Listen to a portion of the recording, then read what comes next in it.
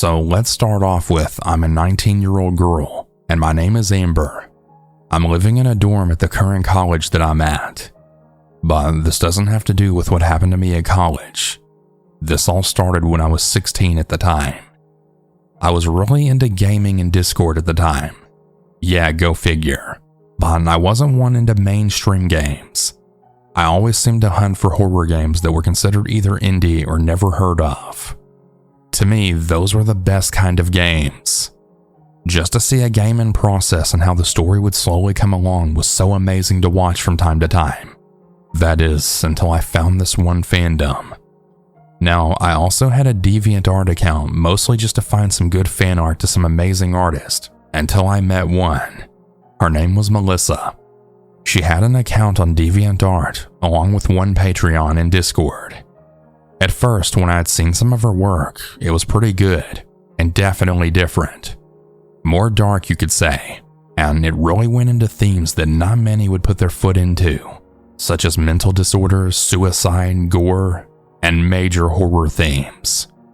I will admit I'm a horror junkie, and I still am to this day, but when I met Alyssa and the fandom she created, it made me more wary of what I choose to like or even follow.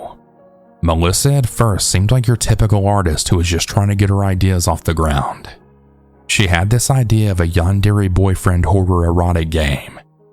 Yeah, I know it sounds out there, but the story itself was actually really good, and she put in so much detail and effort that I wasn't really paying too much attention of what was going on behind the scenes of her making this game of hers.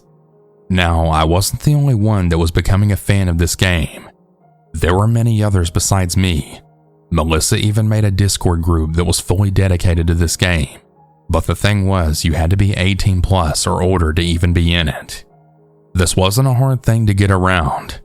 Come on, this is child's play. So I just made an account with a fake birth date, and I paid a fee on her Patreon to get in. Next thing you know, I got an invite just like everyone else. I felt as if I was so clever, but boy was I wrong. But again, I was 16, and I just wanted to be a part of a fandom and make new friends that like the same things that I do. I did make a few friends on there, but I lied to them for a while, saying that I was 20 years old so that they wouldn't kick me out. I mean, I was just having too much fun. Oddly enough, I did get to meet Melissa herself, and she seemed to be rather talkative with her fans, which at the time I thought was really nice, since she seemed to listen to them, even ask for opinions as she worked on the game. As you can probably imagine, she did have at least 5 other people helping her with this game, along with having 3 voice actors that helped with the game also. So yeah, there was a lot of people to meet and listen to. What I didn't understand was that they were just really into some not exactly legal things. Anyways, it all started when I logged into Discord, and I saw that Melissa and 2 of her game designers were on voice chat. Excited to take the chance to even talk to her or the 2, I quickly got into the channel, and I listened to them talk for a bit, until I decided to ask a few simple questions, such as, why did you want to make this game? To, how did you come up with the character designs? She was really polite and she answered them, until I heard her giggle and ask my name. Of course, I only gave her my username, and she replied back to me with, "You know, you sound so cute and so young." It was almost as if she was excited by the thought of that, the thought of me being young. I just brushed it off and said thank you, making it up that I get that a lot. After a while, she logged off for the night, while many others stayed on, swarming my DMs and asking what it was like for me to talk to her. Now, I had never gotten this much attention in my life, so I was pretty much basking in the attention. I know it wasn't exactly the right thing to do, but I was a loner, and I didn't have many friends in IRL. The attention that I thought I was getting was the most amazing thing ever, when I should have seen the small red flags as this went on. The next day when I got back from school, I quickly got onto Discord, only to see that I had gotten a private DM from Melissa. I was just in shock and joy, thinking, oh my god, The creator of my favorite game wants to talk to me." So I quickly read the message. She seemed to be asking if I'd like to talk to her some more, as well as some of her other close friends, and that I seemed pretty chill, and that some of the input I gave her on the game had really caught her attention. I messaged her back saying that I would love to, and after a few minutes, I had gotten a message with a link to a private voice chat. Once I got in the call, she was in there with about 3 other people. I knew that one of them was one of the voice actors, and the other 2 were her programmers. Everything seemed really fine at first. We were all just having some casual conversation, until Melissa asked me if I was really 20 years old. I was panicked a bit. Did she know? I tried to lie my way out, saying that I just sound really young, to where I then make a joke at myself that many make fun of me for my childish voice. She then took me to a private call where it was just me and her, and she asked me again, "Are you sure you're really 20? 'Cause to me, you talk and act like a teenager at best." I was sweating at this point. I didn't really want to get kicked out since I was meeting so many people, and I was really enjoying the game, even though it was just a beta run. I slowly cracked, and I told her my real age, and I then asked her to please don't ban me. I just really wanted to make friends, and that I really enjoyed her work in the game. She was very quiet for a moment, until she then finally spoke. Well, since you're a fan, I suppose I can let this slide, but this stays between us, okay? And maybe we could even talk a little more to get to know each other and become close friends." I let out a sigh of relief. Okay, that didn't seem too bad, so I agreed. I honestly really wished I had just gotten kicked out or banned. So after that day, I had started to talk to Melissa more and more. Every day we would message or talk to each other. It seemed pretty harmless enough, until I noticed that her birth date said that she was actually 35 at the time she was talking to me. Now, don't get me wrong, I'm okay with talking with adults, but knowing that she was talking with me, a 16-year-old, was a bit off to me.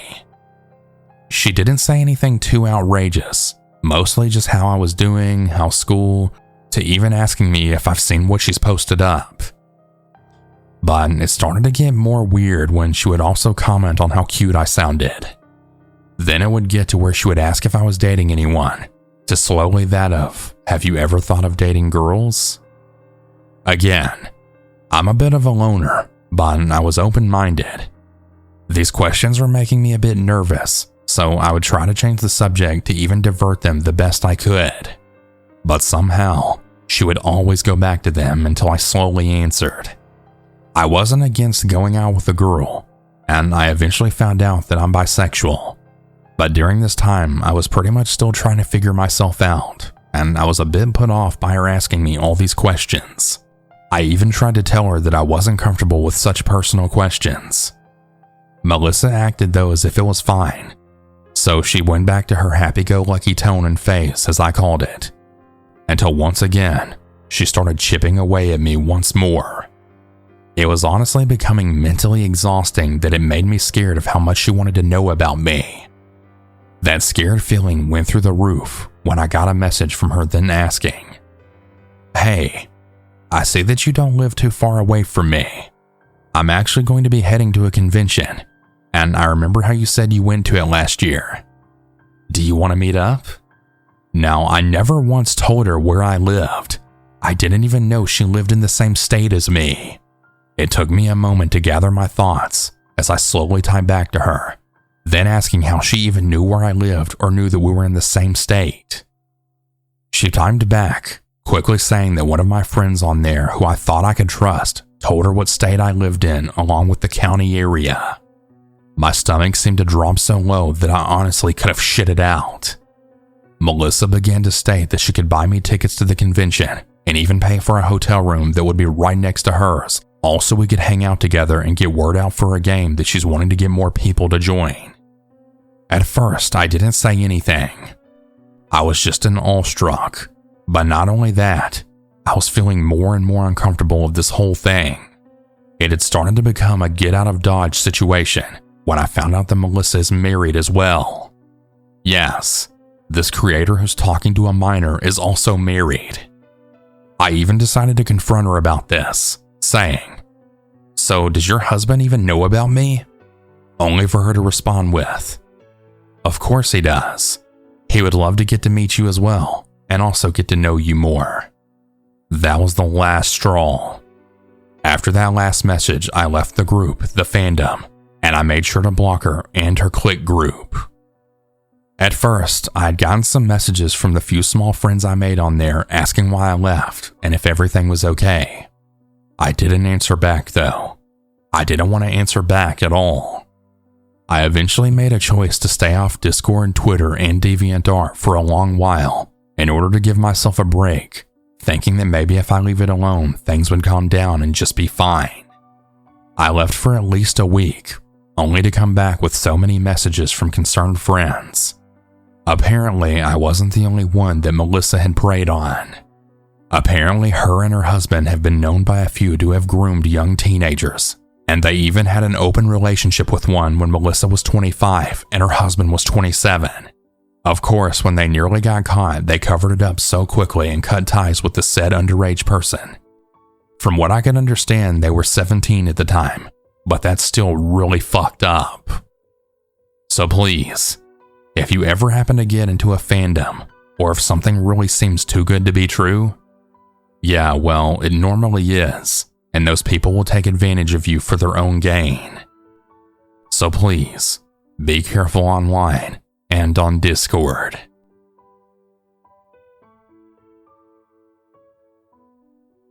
I want to preface this by saying that I'm fairly small for guys my age.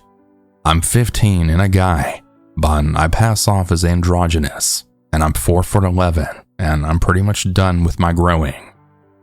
I recently joined a server based around cosplay on Discord, and it's full of mostly minors. I became a mod in the server within a few weeks, and I came to know that the owner is pretty strange. For example, she's never online, and sometimes she appears online to bark something at me in my direct messages that make no sense, such as, "Be sure to feed the fish," despite us knowing virtually nothing on each other outside of Discord. I mean, aside from the owner knowing my first name after my mother called me while we were on a call. Above all, she ultimately doesn't allow me to do anything as a mod. I'm told not to ban, kick, delete messages, or basically anything. It honestly feels like I'm a member with a different colored role. I have the permissions to kick and mute members, but I'm told not to use them. Anyways, the owner is besides the point. Recently, someone who introduced themselves as Skink joined the server, and they introduced themselves as a 23-year-old male who deadass described himself as childlike and bubbly. On its own, there's nothing too wrong with this, as we had a few members outside of our 13 to 17 demographic, and we did have a few other strange members. So I put him in the verification queue for the owner to verify him the next time she was on. The owner, who I'll call Crystal for the story, was online in about a day or two and verified Skink, who was the only person who waited the period without verification, as everyone else who wasn't verified immediately left or still hadn't made an intro. I had recently finished a cosplay for a video game, and as most of my cosplays, I had gone out of my way to make sure my face was hidden. I decided to take a picture of it, as I was actually really proud of my work, and I posted it to the server. The few people who had seen it had just reacted with a few emojis, or one or two nices or cools from other users, when Skink entered the conversation. He immediately began to say how pretty I was, and it felt like he was hitting on me, trying to get me to send him a picture with my face fully visible. I told him that I was a minor and a guy, in an effort to try and get him to stop, and he began to say that, "With a body like that, you can't be a guy." I began to freak out here, as Skink clearly had some form of attraction to me, despite having just met me, and above all, despite me stating that I was a minor. We got into a full-on argument about who I am, before something happened that's making me question if I really want to be on Discord anymore at all. As fake as it sounds, I got a DM from Skink that I had to force myself to read. He addressed me by my first real name in my DM before telling me that pretty girls like you have no reason to lie about who you are. I can give you whatever you want if you give me your address. And I immediately blocked him before then closing my DMs entirely on Discord, except in my friend list. I had messaged Crystal in the moderator chat room, but when she didn't respond, I decided to fully kick Skink out. He hasn't been back to the server since, and Crystal hasn't been online since either. This happened on a Thursday, and as I retell this story, rereading those messages from Skink, I've decided that the next time I'm on Discord, I'm going to block Crystal and leave her server. Skink, if by some off chance you see this, may you rot in hell. And Crystal, fuck you, as I know you had something to do with it. This very much is a you never know story, with a news article for proof and an actual video of when I got the call that I had to speak with detectives. You never really know how close you may be standing to someone about to break. I've been told many times in the past few months just how lucky I was not to be the one there when the inevitable happened, and how lucky I was that I trusted my intuition. In 2019, my husband walked out on me, and my life began a sudden shift. Along with moving, I had to reconsider my career, as my current line of work wouldn't be able to travel with me to my new home. I ended up signing at a local trade school specializing in massage therapy. If I learned anything during my time there, massage therapists are a unique and crazy bunch, but usually not in a bad way. At least, they weren't until I met him. In the school, each small class came and went in seasons. I joined during a winter class, and he came in closer to spring in another group. We weren't classmates. He did stand out though. He had a shaved head and he always wore his sunglasses, supposedly due to some issues with his eyes. You'll understand why I say supposedly later in the story. In our school, we have to do something called student clinic. Basically, outsiders would come in for cheap massages once a week and give feedback on the students to help them improve. Before starting, we were going to do a mock clinic, using the newer group of students as practice bodies. Looking back, I'm not surprised I was paired with him. I just have that sort of luck in life and who I draw into my bubble. His name was Andrew. He seemed friendly enough, and like me, enjoyed casually talking during a massage. He was very interested in everything about me, from the fact that I was a gamer to everything about my massage. Over the course of the hour, he told me all about his health issues, which were immense. I can't even remember what all he said he had, but it was quite the list. Porphyria was one of them, synesthesia, PVNH. I think my first mistake was sharing with him my own health issues, as I think he saw us as similar, and that drew him to me. With the massage over, I thought that'd be it, though he did say he'd try to add me on Facebook. That wasn't a big deal to me though. A lot of students were on my Facebook for easy contact if we needed to share notes or ask questions.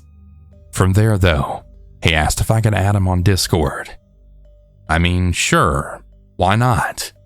That was probably my second mistake. At first, it was normal. We just chatted casually. At school, however, he never really spoke to me, even when standing beside me outside waiting for the doors to open. I began to get an inkling that he had a crush on me, which my two female friends from his class confirmed. They would smoke with him on break. They told me that he was always talking about me, hoping it to end before it got worse, and to stop him from trying to ask me out. I informed him in casual conversation over Discord that I had a crush on someone who we both knew, and he seemed to support it. Great. Though from time to time, he'd still mention that he was in love with me, but I would tell him that he didn't know me well enough to be in love with me. And in my opinion, he really didn't.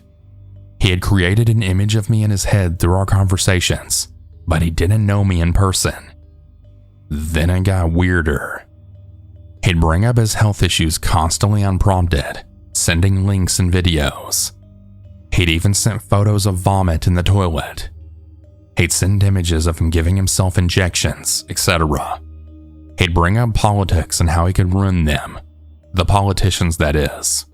At one point, I told him that I was just way too busy in school and getting my life in order to also have to carry on the weight of his many issues, and that I would be stepping back when he went on with his rants. He understood, but it didn't stop. He began asking if I wanted to move in with him. I had never even talked to the guy in person since the massage where we met. Yet he would repeatedly tell me I could come move in with him, and that my dog could come too. Obviously, I would decline each time. One of my female friends hung out with him once because she was stuck in the city, but she said she'd never do it again because he was way too strange.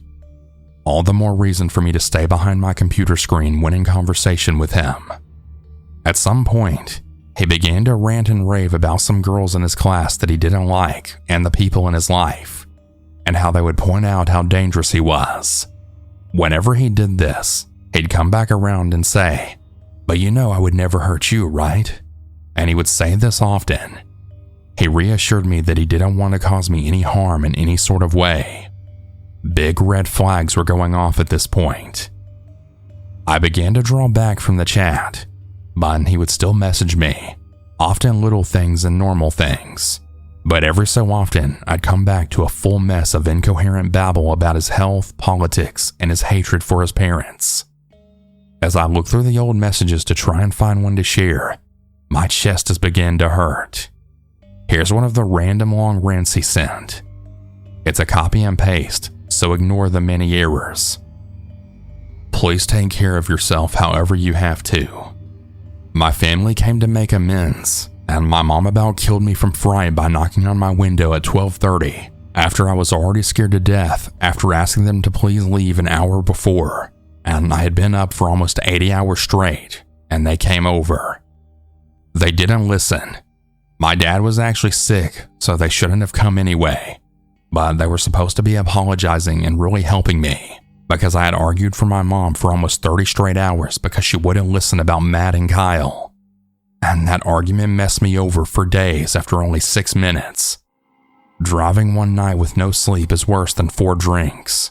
I was literally beyond paranoid with dopamine skyrocketed by all the stress and fucking crazy emotional ups and downs. I have never felt anywhere near that level ever.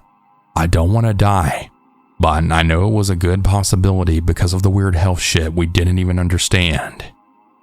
It was total surprise and complete immobility, other than screaming in a way I won't ever forget.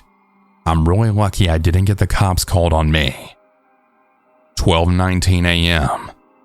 I was in true fucking terror for the first time in my life and completely helpless. It's a good thing it wasn't really anyone, because they would have just cut me down. Deer in the headlights fucking screaming and then froze because I was shrieking in terror at the top of my lungs for almost 5 minutes. The apartment is solid, but holy fuck. I finally know what it feels like to be completely defenseless, unable to move or react. I'm not fucking afraid of anything, but under certain circumstances, nobody's invincible. It's different when it's real. I mean, movies are close, but you literally have to get someone delirious to scream like I was screaming. Then I just went into actual shock and panic. I've always basically hated my life and wanted to die because I was so different and not balanced without drinking too much. Now I get a little balanced, and my mom came closer to killing me than fucking dangerous tech billionaires, oligarchs, and pedophile rings. This all probably sounds crazy. We've talked some, and sometimes it settles. Maybe I can explain it all to you if you would care to hear it. Honestly, it's so fucking cool I started the day of the Parkland shooting. I'm the weird cross of Daredevil / Hunter Thompson / Richard Feinstein. It's so weird to me, it still seems so fake to me. I'm going to start trying to write it up because I've had a weird life. It sounds fake to me, and I was there. It's no wonder everyone thinks I'm goofy or full of shit. But now I want nothing more than for you to be happy. I never told you my kryptonite. PVNH has heart issues, and there are so few men with this honestly, and there's not enough research to know for sure, but everyone usually ends up dying from the constant seizures. But the main issue I've had is the heart stuff. It literally will kill me if I get too scared or angry. I'm pretty chill, but I almost died yesterday, and I'm so tired of people trying to help me accidentally almost killing me. Please do whatever you need to keep you safe and for you to get through this school and succeed. Everyone thinks I'm protecting them, when I'm really the one putting all these cool people at risk. All I want is basically to keep people safe, especially you. So if I have to stay clear of you for your own safety and well-being, that's really all I want. If anything serious happens, I'll honestly just leave the school. It's really that dangerous for me, and I'm not risking anyone here. And that's part of why I'm so high-strung. I turned myself into a weapon because I didn't care about my life, and it worked. But now, I just can't watch anyone else I care about get hurt. It's really why I fucking did all this anyway. Payback for running literally every part of our country and culture and every relationship I've ever had until recently. I'm not feeling any real threats like that at the moment at all. But if me being anywhere close to you hurts you or puts you in danger, even if it means staying clear of you completely, I'm fucking rolling. I've learned enough. You're hands down the coolest person I've ever met. Just keep surviving whatever way works best for you. I'd never forgive myself if I threw off what you have going on right now. I don't even expect a response. You need to take care of you. I was almost killed for the first time last night by people with the best intentions. But we're blind to see that even though they love me, they fucking hurt me when they're too close to me. You need to do right by yourself. Thanks for helping the class so much. I'll do anything for you, but I don't want to hurt anyone else accidentally. I'm not leaving, but I'm staying past my expiration date if it's gonna hurt all these cool people. For sure not you. Just do right by you, and I'll do whatever I need to. Study well. Now back to me. I got a lot of messages like these. In response, I would try and calm him down the best as I could by telling him to chill and attempting to bring up some other topics. It usually worked. One day in class, I saw my teacher of the day on the phone, and he suddenly rushed out and someone else from the school then took over. When he came back, all he said was that a student really needed his help. I confirmed it was Andrew after class. Let's just say some really serious shit went down. Police were involved. I don't really have the full story of what happened, but of the bits and pieces I have, I believe that his parents wanted to take him to the hospital. He ran. The police were called. He then fought them, and he states that the cops beat him up pretty good, and then he was forced into a psych ward for a few days.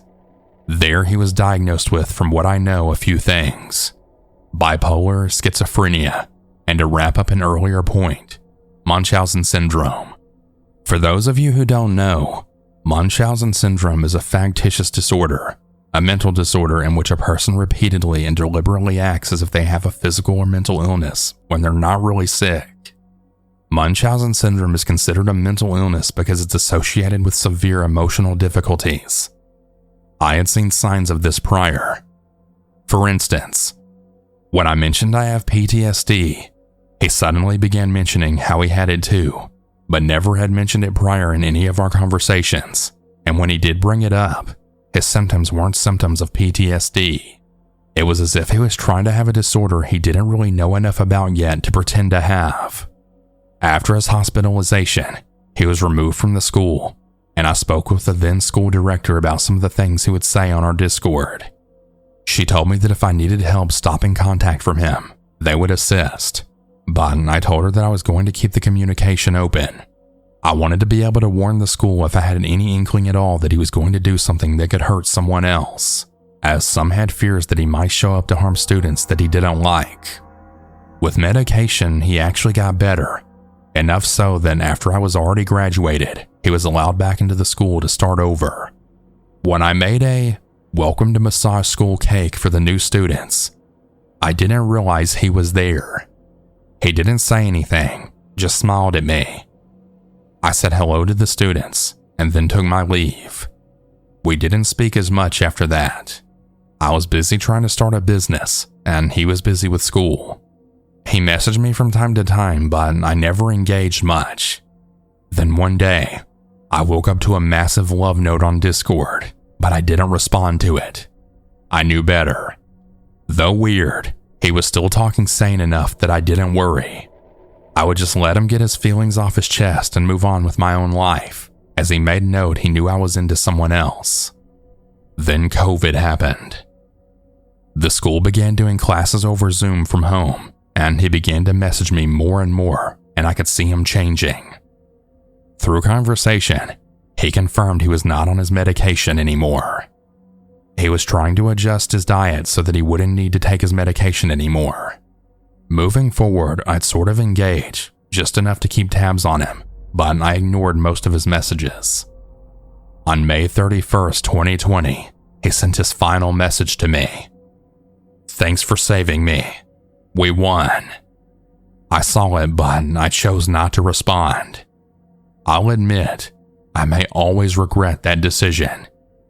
Days later, one of the female friends who used to smoke with him had sent me a news article, which then detailed how Andrew stabbed his parents to death the very next day. There's an article in the description for anyone who wants to follow up on the story. When his mother got out of the shower, she found him stabbing his father and tried to intervene, only to get stabbed herself.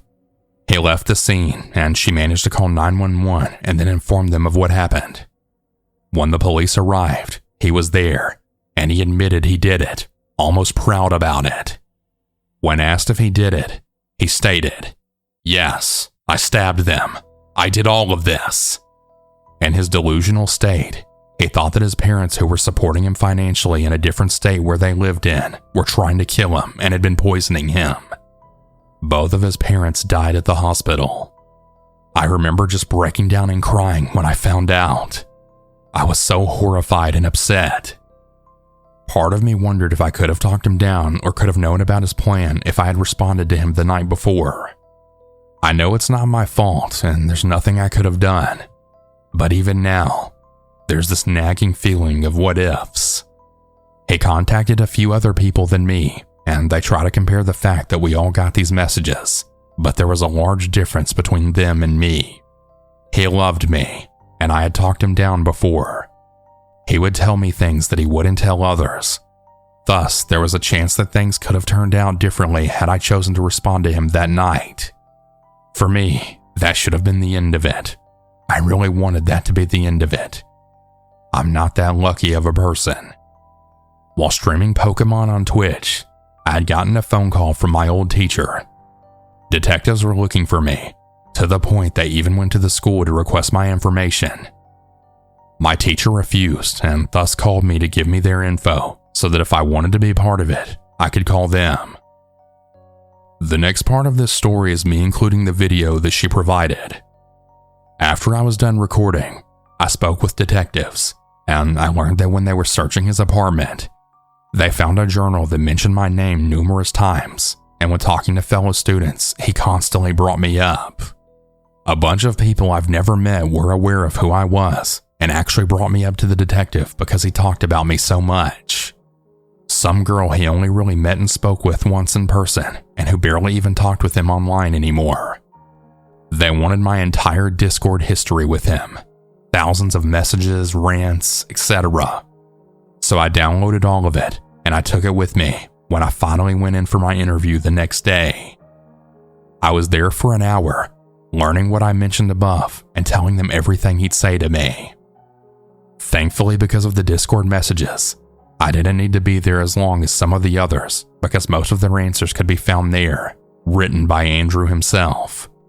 When the officer walked me out, he complimented me to the person who had driven with me as support, saying that he rarely meets someone who has the foresight to both keep tabs on someone that they think is a danger to others while also keeping themselves at a safe distance.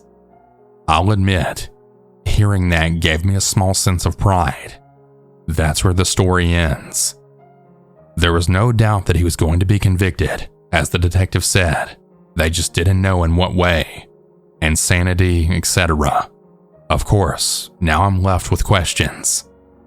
What would have happened had I not trusted my instincts to stay at a distance? Would his obsessions with me and his delusional states had led to my death instead? Will he realize the damage he's done once they medicate him while in prison? Sometimes I see the faded out name on my Discord, and I want to just write him and ask, what the fuck were you doing? He wasn't. I know he wasn't mentally sound at the time of the murder. When discussing it with someone from the school, he asked me if I would ever go visit him because he was interested in talking to him. No. The man was obsessed with me. He wasn't in love. He was obsessed. I had only ever truly spoken to him once in person, the day we met, and yet he felt he was in love with me. My going to see him would not do anyone any good. Not him, and definitely not me. The story isn't like usual. It's not a story about being stalked, chased, or attacked. It's a story of how close you can be to someone who will one day end the lives of others without ever realizing it. Even though in my case, I knew something would one day happen. I kept open communication in hopes that I could see the signs and stop it before it all came crashing down. I failed. Even if there truly was nothing I could do. Trust your instincts. If someone or something feels off to you, if you feel uncomfortable, even if it's only through text, trust your intuition. Don't try to be nice just to make someone else happy. Protect yourself. I still really wish I could turn back time to that night when he sent his last message to me. I wish I could go back and respond, hoping somehow it would change the fate that befell his parents, but I can't. So instead, it'll just be a thought that I have to live with for the rest of my life. Alright everyone, so quick pause from the story. After I got done narrating this story, I decided to reach out to the woman who sent in this story, letting her know that I'd finally gotten around to narrating it, and she ended up giving me some additional info that actually happened after the story. Here's what she told me. I got a text from someone looking to hire me as a massage therapist some months after submitting my story. He said someone had sent him my way, but wouldn't say who when asked. He just said it was a surprise. Since I was fully mobile at the time, I googled the guy on a hunch for my own safety, and I found out he'd been in prison recently. I told him that I won't judge him for his past, but him not telling me who sent him was a red flag, and I needed him to tell me. Well, it was Andrew Brown. They met in prison and did Bible study together. Andrew told him to hire me because my massage was so good and wanted him to give me a letter. After explaining the real situation to the man about my relationship with Andrew, he apologized profusely, and he understood that I couldn't work with him due to a violation of ethics. He told me about the letter, and he said he'd just keep it since it was mostly Bible verses. He also agreed to not tell Andrew that he talked to me. Whether he kept his word, I don't know. So yeah, even in prison, he's trying to reach out to me years later through someone else that he met in prison. A couple of years back, I spent almost every weekend at my girlfriend Raina's house. For context, Raina lived by herself except for her 5 dogs. I'm also a woman, which makes this story 10 times worse for me. We lived in LA, and Raina didn't really live in a great neighborhood, but it was affordable. She always said she'd be fine because she had her dogs. One weekend I was at her house, and we decided to invite Larry over. Larry was a friend of ours that had come over many times. He usually didn't do much except just smoke joints with Raina and I. Larry asked if it was okay if he could bring a friend, and we both agreed, thinking that his friend would be cool like Larry. Around 1 a.m., Larry said he was headed over. Raina then said, "Athena, I'm kinda worried about his friend. What if he's like a crack addict trying to take advantage of 2 women alone?" I should have listened. You see, I just answered back with, "Any guy this close with Larry can't be that bad." Larry's car pulls into the driveway with another guy in the driver's seat. Because Raina was so uncomfortable already, we didn't invite them in. We told them to just hang out in the car. Larry was okay with that, but his friend held a weird expression over it. I sat in the passenger seat with this random dude, and Raina sat in the back with Larry. The dude up front stayed silent for about 10 minutes, while Larry, me, and Raina all talked. Finally, the guy then said, "Oh, my bad. My name's Evan." I introduced myself as well, and Raina followed. Then Evan said something so weird, it still stuck with me to this day. He said, "Oh, you two are the lesbians Larry's tight with, right? I came along for that too, man, if you know what I mean." What the fuck? We barely had just met this guy, and he was really trying to talk about my girlfriend and I just like that. Pretty much immediately, Raina and I looked at Larry. Larry was laughing at this. He said that Evan was just bold like that. Now, Raina was a major introvert, and she stays silent whenever stuff like this happens. I'm the opposite. I'm a huge extrovert, and I would literally cut someone for Raina's safety. I told Evan to fuck off, and if he did anything like that again, then I would make sure he never came over ever again. Evan had stayed silent for a while after that. After about an hour, we had finished smoking together. Evan had actually asked for Raina and I's Instagrams, so we gave it to him, not really thinking anything of it. Raina and I went back to the house after they left, and then went to bed. A few weeks later, I'm at home on the couch when Evan sends me a direct message. I open it up, and I then read it. Here's what it said. "Hey Athena, I had a really great time with you and Raina. I was wondering if you want to hang out tonight. Raina's invited too, of course." I didn't really know what to say. I really wanted to smoke because I hadn't been able to, so I agreed. I then called Raina and I told her about the situation. She said she'd stay on the phone with me for my safety and for me to not tell him that she was on the phone. Evan then agreed to pick me up around 30 minutes later. It takes him a whole nother hour just to get to my house. So he picks me up, Raina's still on the phone, and he asks where Raina is. I just say that she had a long day at work and that she was sleeping. Evan then says, "Oh, so it's just us then. I like that. I always thought you were so beautiful. And damn that body. I'm sure I got something that'll turn you straight really fast." I spit in his face and I told him fuck you. I hadn't even been in that car for 5 minutes and he said that. No thank you. I'm not gonna put myself in a situation like that. I go back in the house and I tell Raina he left. She flipped out. I told her it was okay though. He's gone. I stayed with Raina on the phone and I decided to add Larry to the call. Larry's reaction was just blank. He then said, "I'm really sorry, guys. He just really says stupid shit sometimes. I promise he won't do anything." Raina got a message from Evan then saying, "Raina, I love you. Please let me come over. I need to see you. I love you, Raina. I need you." Raina responded back with, what the fuck? No, you're not coming over. Fuck you. Raina was reading all of this to me and Larry over the phone, and she was so proud of herself for standing up to Evan.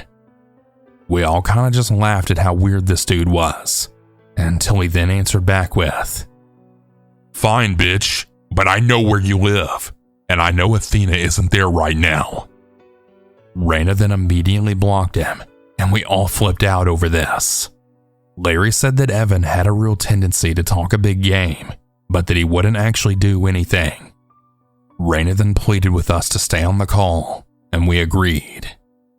We had completely forgotten all about Evan when Raina then started screaming. She just kept yelling, "Oh my God, guys, he's at the door. He's at the door." Now, Raina has a screened-in porch with a heavy wooden door that has a window at the top. She said that she had heard banging, and she said that he tore the screen to get to the door. Larry then immediately got into his car and he said he was coming to get me. Larry lived about 5 minutes away from me, so it took no time at all. Raina was still on the phone. She had locked herself in her bathroom while hiding from Evan. Evan was now trying to kick down the door. I had told Larry to call 911 so that I could stay on the phone with Raina. The 911 operator connected to Raina, so she had to hang up.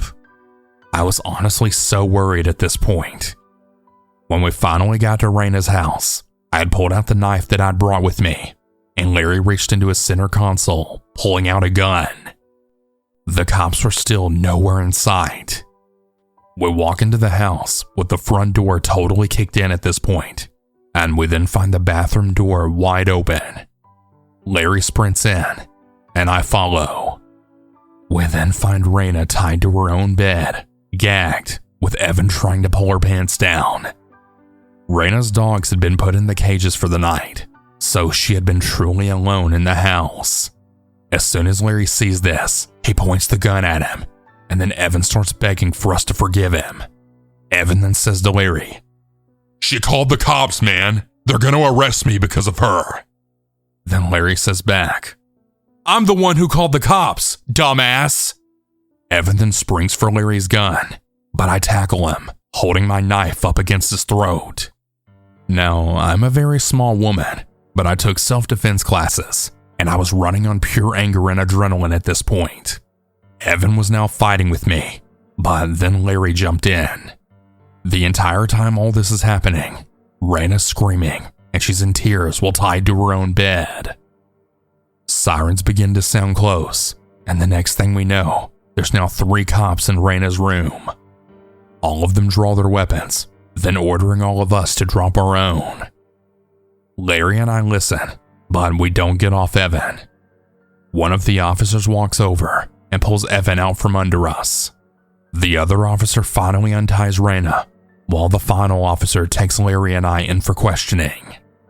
As soon as we're released, I call Raina. She said that she was home, but that I needed to come over. I ended up having to stay with her for over 2 weeks, and the PTSD she dealt with was totally nightmarish. We worked really hard to buy our own house, and after about a month, we did it. We also had to go to therapy together. We tried to move on from this, and eventually, we did get there. Sometimes Raina still has episodes, but definitely not as prominent as they were before. Evan was arrested, and he went to prison for a very long time. The cops even found a lot of illegal drugs in his car. He ended up being charged with breaking and entering, assault, and attempted rape as well.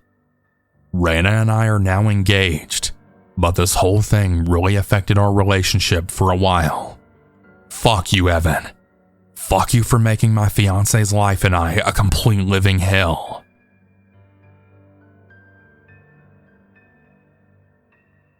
I'm a 16-year-old male, and I live with my parents and sister. The first weekend of summer, I was asleep until I heard my dog barking like crazy.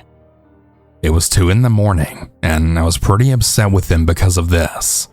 However, I went back to sleep, but the very next day, I had asked my dad if he also heard it.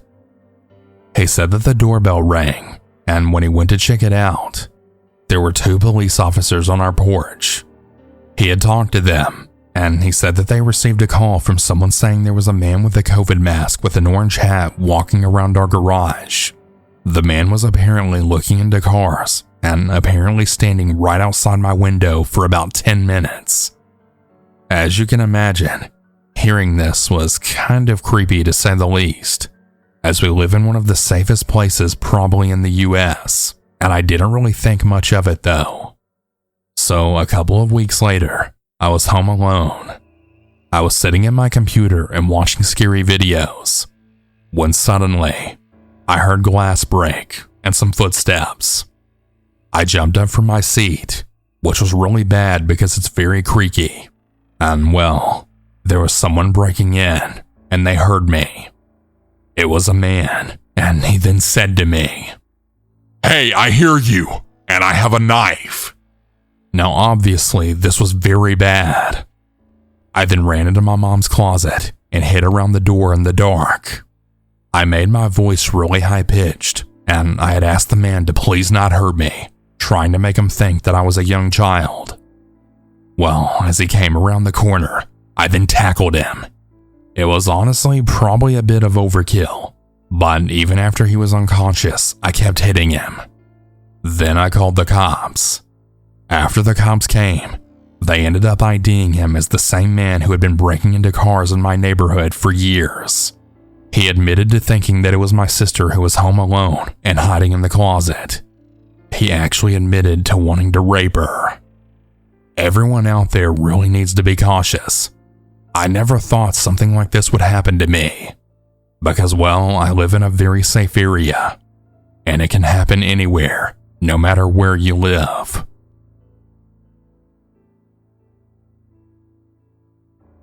I'm a 36-year-old female, and I'm quite chubby as I write this, and I'm 5'3". However, the story takes place when I was 21 years old, and I'd lost a lot of weight due to depression. So I weighed at about 140 pounds during the story. I was staying over at my father's place for a weekend visit, as my parents were divorced. It was usually one of my duties to bring over my 2 younger siblings for a chance to visit with them during the weekends. It wasn't so bad since my dad would give me gas money, and he would also treat me to some awesome Tex-Mex for dinner. My dad was considered upper middle classman, so he lived in a fairly nice neighborhood with decent-sized large houses meant for big families. My dad owned a very large American bulldog called Kane. He bought him for security reasons when some former friends of my older brother broke into his house and stole a few items, such as an Xbox, expensive stereo equipment, and his laptop as well. Pissed off and annoyed that he wasn't going to get those items back, he decided to buy Kane as a guard dog to prevent a repeat. Now, this dog weighed over 280 pounds, and he wasn't neutered, and he only listened and cared about my dad. He'd normally ignore us kids or give us a few licks here and there, but he was very possessive of our dad, and he treated us like we were part of his territory. Needless to say, when our dad wasn't around, this dog ruled the house. He's also attacked people before, including some of us kids for not respecting his boundaries. His breed of dog was meant to hunt down and kill wild boar if my research is correct. So I find this to be an overkill for guard dog security, but I digress. All of this is important to help give context, I promise. Now that I've given it, here's the story. While I was visiting my dad, I was keeping an eye on my younger sister who's 8 years old and my younger brother who was 14 years old, as our dad was still in the office getting some last-minute work done and was running late.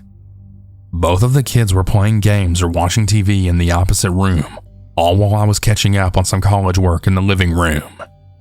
Kane the dog was still laying down next to me. It was a summer evening at almost 7 p.m., but there was still some light outside. Suddenly, there was a knock on the door. This didn't really concern me, as my dad's neighborhood has a lot of families, and I know some of my siblings still have friends living in the area. So I got up to answer the door, but I noticed that Kane immediately got up with me. His hair already standing up, his back hunched, and a very distinct low growl was coming from him. I quickly shushed him, but he wouldn't listen. I started to get a little worried that he might try and bolt at whoever was at the door, so I stupidly grabbed his collar, thinking I'd be able to hold this massive haul of muscle, knowing that 140-pound me would likely not have a chance to stop this 200-pound guard dog. So doing my best to secure Kane, I gently opened the door, not even bothering to peek out the looking hole due to the fact that I was short.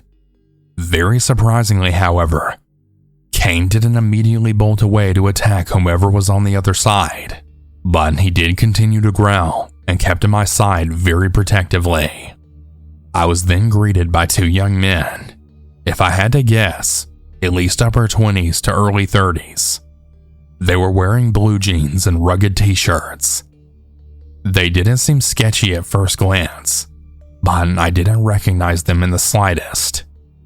I already noticed that they were looking around the property and inside the home itself before then making eye contact with me.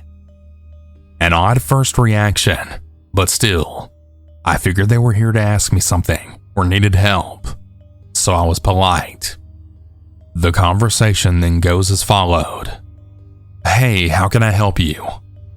Hey there, is this your house? "Yeah, this is my father's house, so technically yes. What can I do for you?" Then guy number 2. Oh, we're just curious about the vehicle parked on the far side of your street, and we were wondering if it was for sale. Now, I was already starting to get some negative vibes by this point.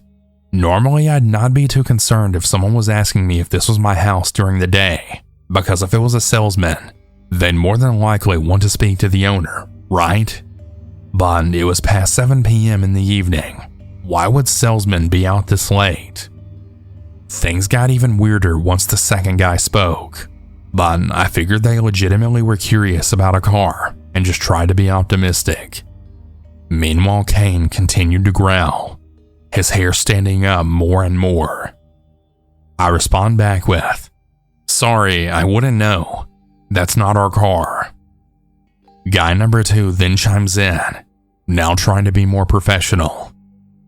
Oh, I see. Well, we also work for an oil company at 7-Eleven, and we wanted to see if the owner was interested in selling it.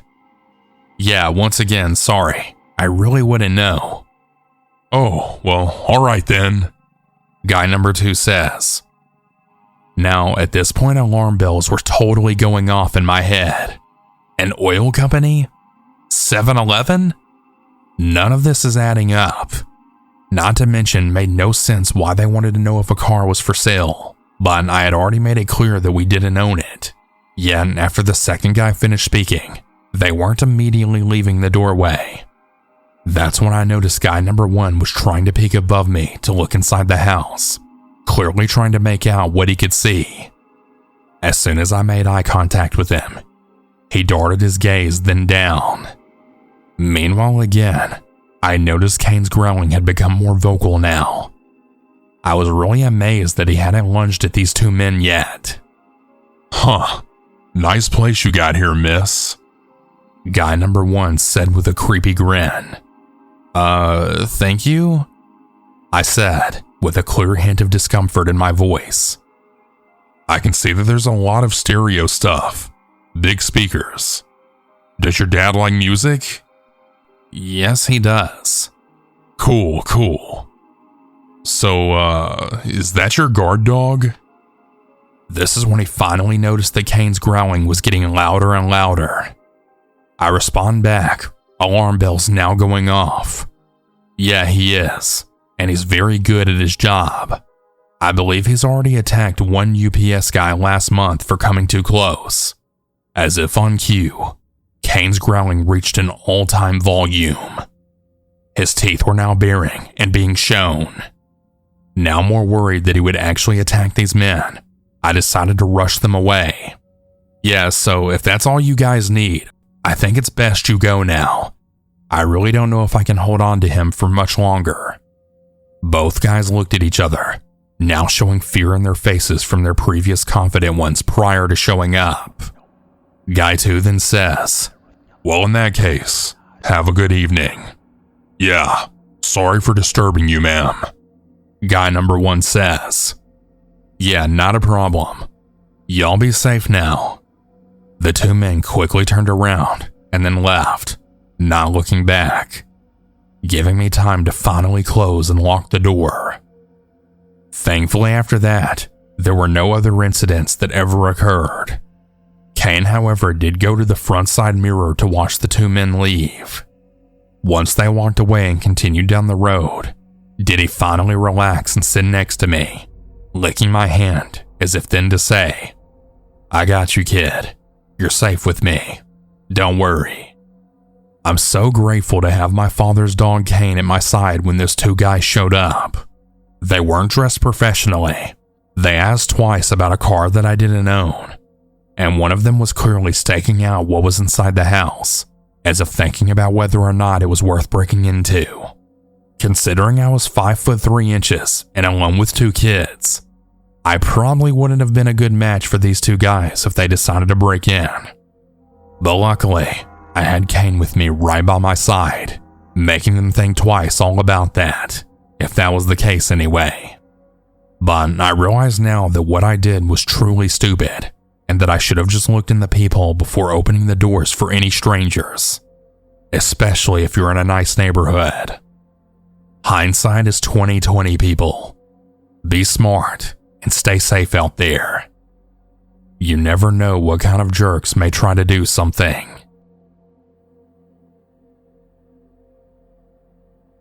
For some context, this happened a few years ago.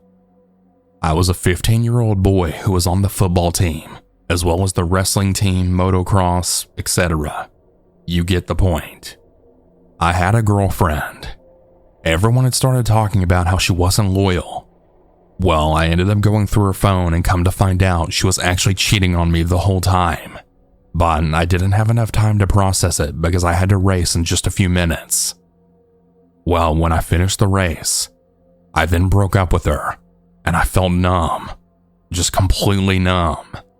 So about a month goes by after this, and I had completely turned to weed and alcohol, trying to find other things just to forget the feeling of betrayal that she gave me. I was sitting in the stands one day, and my ex's best friend was being very nice to me, like too nice, but at the time I was way too heartbroken to see. She had made some small talk, asking how I'd been, how I'd felt, and if I wanted to go to a party in the middle of Tennessee with her. I reluctantly said yes. For context, I had actually got grounded previously to this story because my mother didn't want me talking to my father. My mother is narcissistic and manipulative, and I pretty much just ignored her behavior while all this was going on, and it actually got me grounded. And on the night of the party, I went to sneak out. I did the whole blanket and pillows trick. I also put my fan on it so it looked like I was breathing. My mother is a bigger woman to say the least, and every other floorboard would creak. So by the time I got to the front door, I had actually heard my mom coming. So I hid behind the TV right in the corner and turned the blue light on, and she marched right past me into the room to then scream at the pillows. When she was on her way back, I could have sworn she looked me dead in the eyes for like 40 seconds before then going to sleep. I then just waited until I heard her snoring to make my move. I then snuck out and I met this girl down the street. I got in a car with her and all I had was an iPhone 5. It was all busted to hell and I only had a battery life of like 30% and no service. But I guess it was better than nothing. My friend had actually let me borrow it. So it had to have been an hour and a half before we got there. I was wearing a cowboy hat, jeans, and boots, and a dress shirt, and she was wearing a pink tank top and black leggings. We walked into the house and the party had already started, and it reeked of weed and alcohol. I was in love. I had started to let loose and have some fun, when I then see her go behind a wall and come back with a red Solo cup, and she told me to take a sip. Now mind you, I was never brought up or prepared on a situation like this. The next thing I remember is being led into a bedroom with what I think was a tripod set up, and then someone screaming cops and a bunch of officers coming through the windows. They busted down the door grabbing anyone and everyone, and it took a second for my fight or flight to kick in. But once one of the officers looked at me and barked for me to get over there, I took off out the back like everyone else. I'm slipping in and out of consciousness at this point, and one minute I get out the back door, and the next I'm in the woods, running alongside everyone else, while also looking for the girl that brought me there.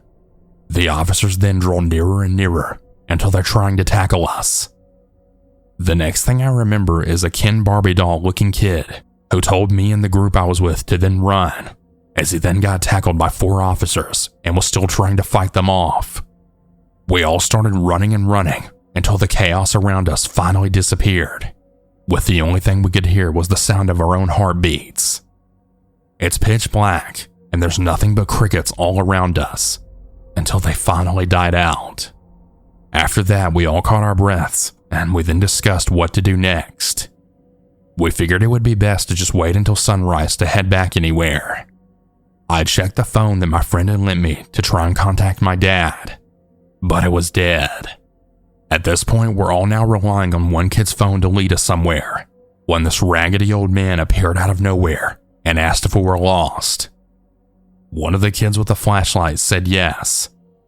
The guy seemed to mean well, but as they're talking, I had started to drown them out because I kept hearing rustling and twigs snapping just outside of the flashlight's beam, and as he started to approach, I had a really bad feeling.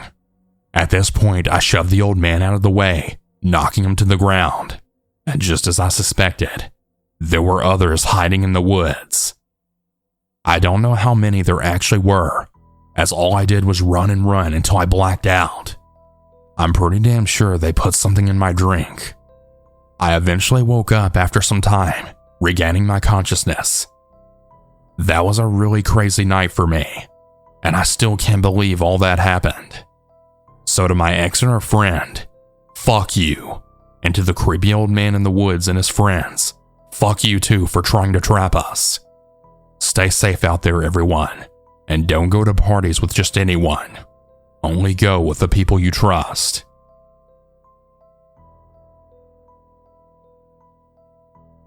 When I was 18, I had a pretty scary experience. As most 18-year-olds feel, I thought I was invincible. I thought that I could go out and do whatever I wanted without telling anyone my location. For some context, I didn't drive, and I was still living in my mom's. One night, a friend had invited me to go out to a party.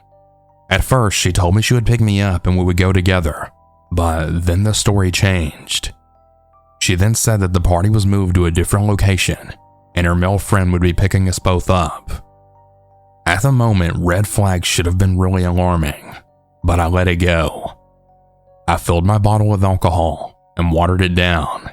I always did this when going out because I could be sober-minded enough. When they pulled up, I had approached the car that had tinted windows, and I got in the back seat next to my friend. I then realized that there were actually two men in the front of the car instead of one. They passed blunts as soon as I got in the car, but I denied it while my friend started smoking. At this time, it was already pitch black out, and I've always been directionally challenged, but I'd tried to analyze the area to make it out to where we were headed. About 30 minutes into the drive, they had pulled off the major highway, but not into a neighborhood, into a shady hotel. I had a gut-wrenching feeling, and the guys headed inside while my friend smoked another blunt. The guys came back out and they said the rest of the group had canceled, but they had got a room anyways so we could drink. This was when my stomach then sank. I just knew this was shady, but my friend was already high and I wasn't willing to leave her. So we went up to the room which had 2 beds and started drinking and playing games.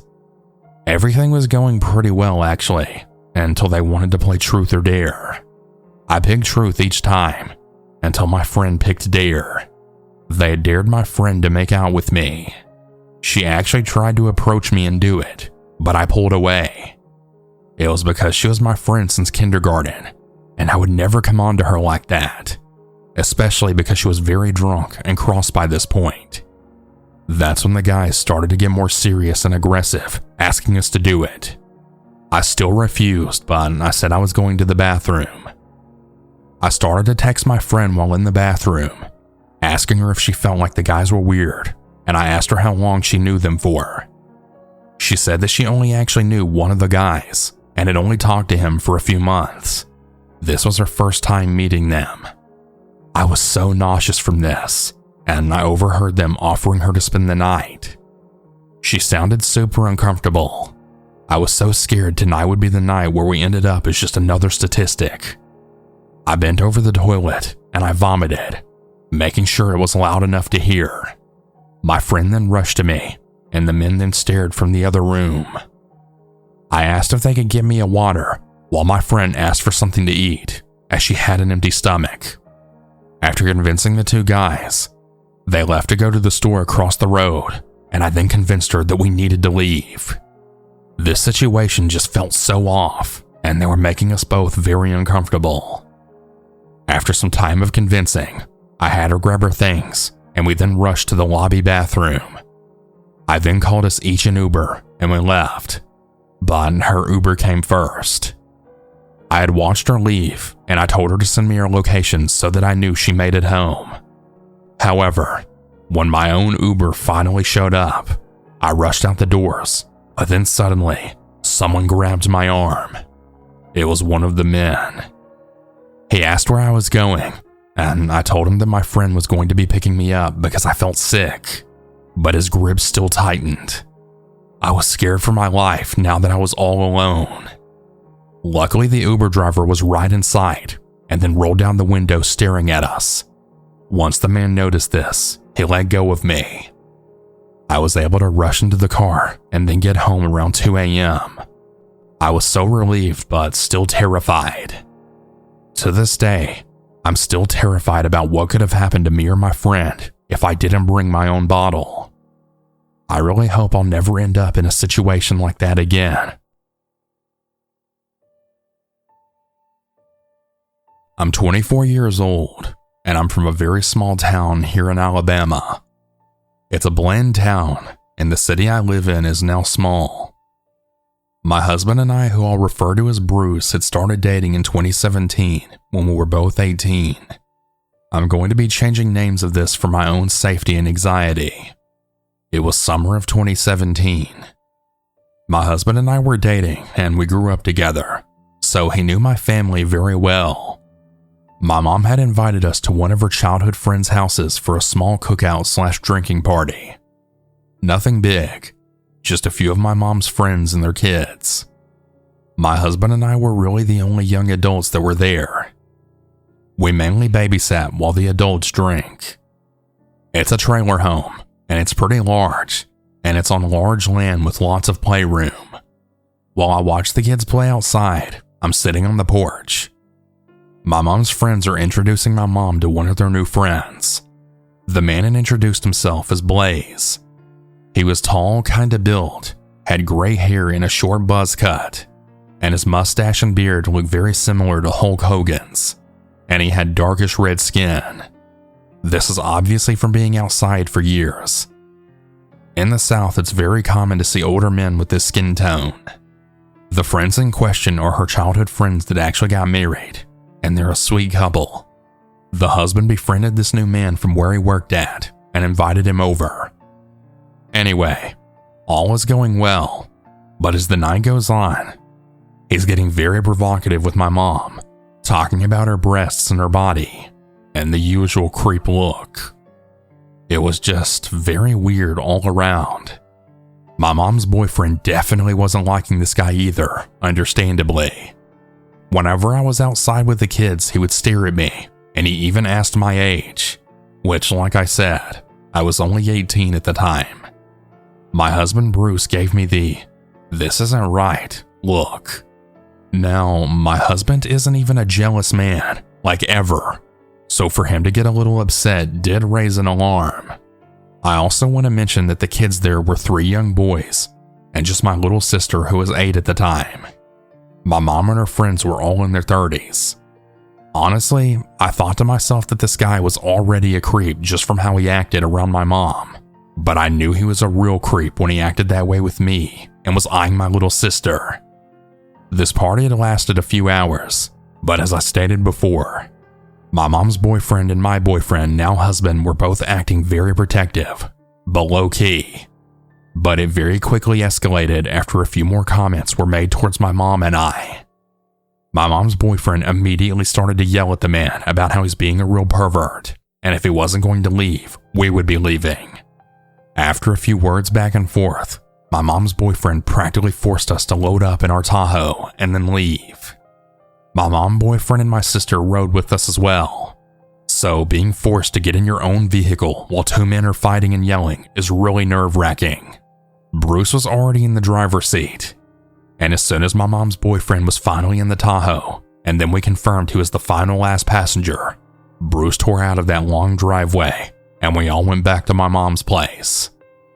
Of course, my mom and her boyfriend were arguing because my mom thought he had overreacted, which to be honest, I did too. That was until a year later when we saw this man on the news. He apparently got busted by an undercover cop. He was planning to human traffic a woman and her 14-year-old daughter, and he was planning to use his workplace to do so. So here it is. Please, if you're not wanting to hear anything about sexual assault, murder, or anything of that manner, I really advise you to stop reading or listening. This is the article I copied and pasted, so it's not my words. Here it is. A federal judge sentenced a Decatur man involved in a kidnapping and sex trafficking plot, and he was sentenced to 30 years in prison. A U.S. District Judge R. David Proctor sentenced Brian David Blaze Boersma, 49 years old, for the attempted kidnapping of a minor, as well as attempted kidnapping, attempted sex trafficking of a child, possession of a firearm by convicted felon, and possessing a firearm to further a violent crime. Boersma pleaded guilty to the charges in March. Boersma had a detailed plan to kidnap a woman and her 14-year-old daughter, sexually assault and torture the woman, and then sell her child into the sex trade, according to court records. Authorities say that Boersma falsely implicated the woman's ex-husband in the kidnapping plot. Boersma's actions will forever remain despicable, and the horrors that he intended upon innocent victims was avoided because a concerned citizen heard something and then said something about it, U.S. Attorney J.E. Town said. There is only one place suitably worse than prison for Boersma, and that day will come too. Boersma is now being held accountable for his depraved and abhorrent behavior. FBI Special Agent in Charge Johnny Sharp Jr. said, I particularly want to thank my agents and our partners at the Decatur Police Department for their work in bringing Boersma to justice. The FBI and our law enforcement partners are committed to aggressively seeking out those who exploit innocent victims. Authorities say Boersma worked at the Alabama Farmers Cooperative in Decatur, shuttling trailers from the storage yard to the warehouse, where they would then be loaded with merchandise to ship to other locations. His plea agreement with the government lays out his efforts in the fall of 2017 to encourage a coworker at the co-op to find someone willing to kidnap a woman and her daughter for payment. Boersma was accused of giving a coworker $3,440 in installments in order to hold for a kidnapping payment. The FBI was alerted by the coworker to Boersma's plan in mid-September, and the Bureau sent 2 undercover employees to pose as willing kidnappers. According to Boersma's plea agreement, he intended to carry out the kidnappings and child sex trafficking as follows. Boersma boasted to his coworker that he would sell the child to a pimp that he knew in Memphis, Tennessee, and that he hoped to get as much as $40,000 because she was a young, clean virgin. Ultimately, his contact in Memphis offered him only $8,000 for the girl, Boersma said. Boersma had outfitted a trailer at the co-op with a mattress and restraints for holding the mother and daughter. He also placed inside the trailer a metal sex device. He had apparently built it so the woman could be tied to, beaten, and raped. Boersma falsely claimed that the woman's ex-husband had apparently wanted the woman and child kidnapped as retribution for the woman divorcing him, as well as taking him to court for child support. He said the ex-husband wanted to beat the woman with a bullwhip, and it would be a bloody mess in the trailer. He said that he put plastic down inside the trailer to help with the cleanup. Boersma also told the undercover FBI employees that once the woman was dead, he would have to get 300 pounds of lime and dig a hole. He said he would get the lime from the co-op and then bury the body under a nearby bridge. On October 10th, Boersma and his coworker met at a Decatur hotel with the undercover FBI agents, who Boersma believed would then kidnap the mother and child.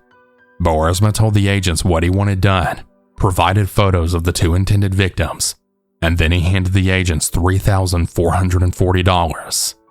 He then led the agents to the woman's workplace, to her home, and then to the co-op, where he then showed them the trailer that he already had ready for holding the victims.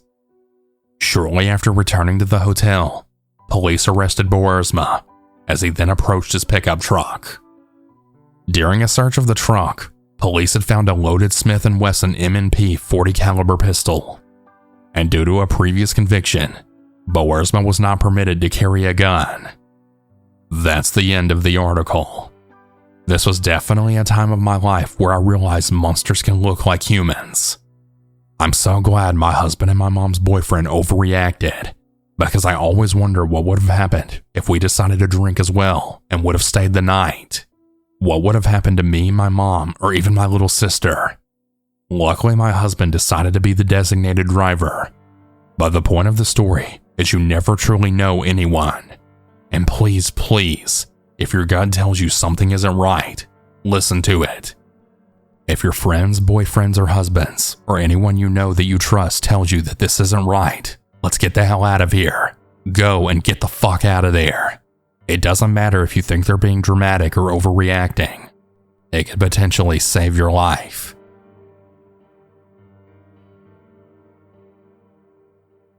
I grew up in a small town on Cape Cod where everybody knew everybody. As an example, some friends went on vacation and they sent a postcard addressed to so-and-so behind the town dump, and it actually got delivered. I'm now a 54-year-old grandmother, but this happened in 1982 when I was 13 years old, and I don't think I'll ever forget it. I had some pretty steady babysitting gigs when I was a teenager. 2 days a week for 2 kids whose mother had once been my own babysitter.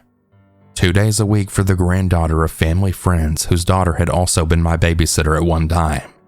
And Friday and Saturday nights for friends of my parents who just had their first child. On this particular weekend, the mom had asked me if I'd like to make an extra $2 an hour doing some light housework.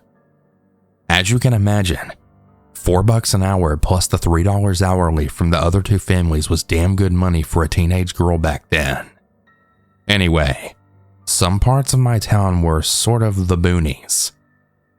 The family I was sitting for lived on a side road off a fairly main road, considering the small size of the town. At the very bottom of a very steep driveway, so steep that you couldn't see the road from the house or the house from the road unless you were almost a quarter of the way up the driveway. The kitchen door was a little funky. Even if it was locked, all you had to do was turn the knob all the way in either direction and give it a little hip check and it would open. I watched a couple movies, checked on the baby, then went to bed in the spare room around 11:30 to 11:45. I was just about to drop off to sleep when I had heard movement out in the living room, as well as things being picked up and moved around the mantle, bookshelves, and end tables. I then heard a thump and a sharp gasp. I was so scared I couldn't even move. The house was laid out so that when you entered the hall from the living room, the parents' room was the first door on the left, the nursery was directly across, and the spare room was next to the baby's room. I heard footsteps in the hallway, so I was breathing without trying to breathe, if that makes any sense. All I could think was, what am I going to do if they go in the baby's room? Suddenly, I then hear muttering, followed by retreating footsteps. I know for a fact, and I'll never think otherwise, that someone was in the house that night. Having cleaned it earlier, it was clear to see that things had been moved around, including the coffee table. That was probably the thump I heard of someone walking into it. I called the parents who called the police, each arriving within minutes of each other. The police looked around outside, but they didn't notice anything suspicious, and they actually suggested that maybe I had fallen asleep and it was all just a dream. No, somebody had definitely been inside with me. That is the most scared I've ever been in my entire life. I did continue to babysit for that family, but never ever alone again. Just writing this has taken me right back to that night, even though it's been 41 years.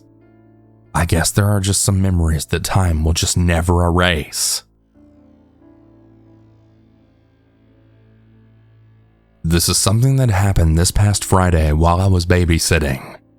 For a little bit of context, I'm a 21-year-old female, a college student, and I've been babysitting since I was 14. I'm not an expert on literally anything. However, over the years I've learned caution and resilience. At age 15, I took babysitting classes at our youth center, as well as a female self-defense course. so I babysit at least once a month for this one family. I really like them because they pay me more than my usual hourly rate. They have a big house with internet that I can use to do homework, and the kids are surprisingly well behaved and compliant. So the two parents have like a monthly ritual of going out at around 5 p.m. and then returning a little after 2 a.m. I'm always offered to sleep in the guest bedroom and stay until morning. I usually stay awake and abuse their satellite TV and then leave when they come back.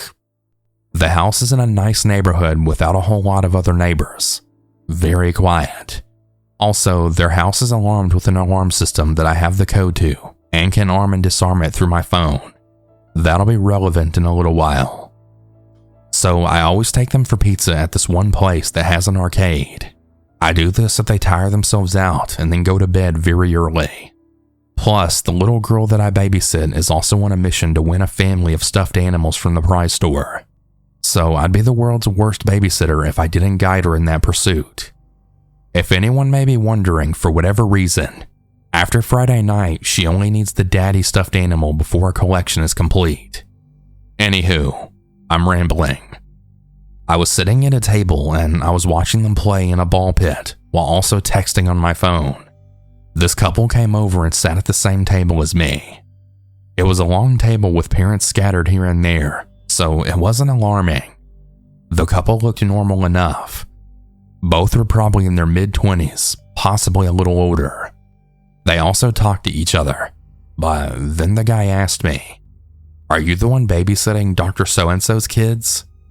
So the parents of these children are both doctors, and in the specific region that we live in, this would be common enough information. But I still chose to answer their question with an irrelevant statement. "I wonder what they use to make pizza here." Yeah, I know. I'm a master of deception. I really deserve an Oscar for my performance. However, they seemed to see right through my clever ruse. They started making weird comments.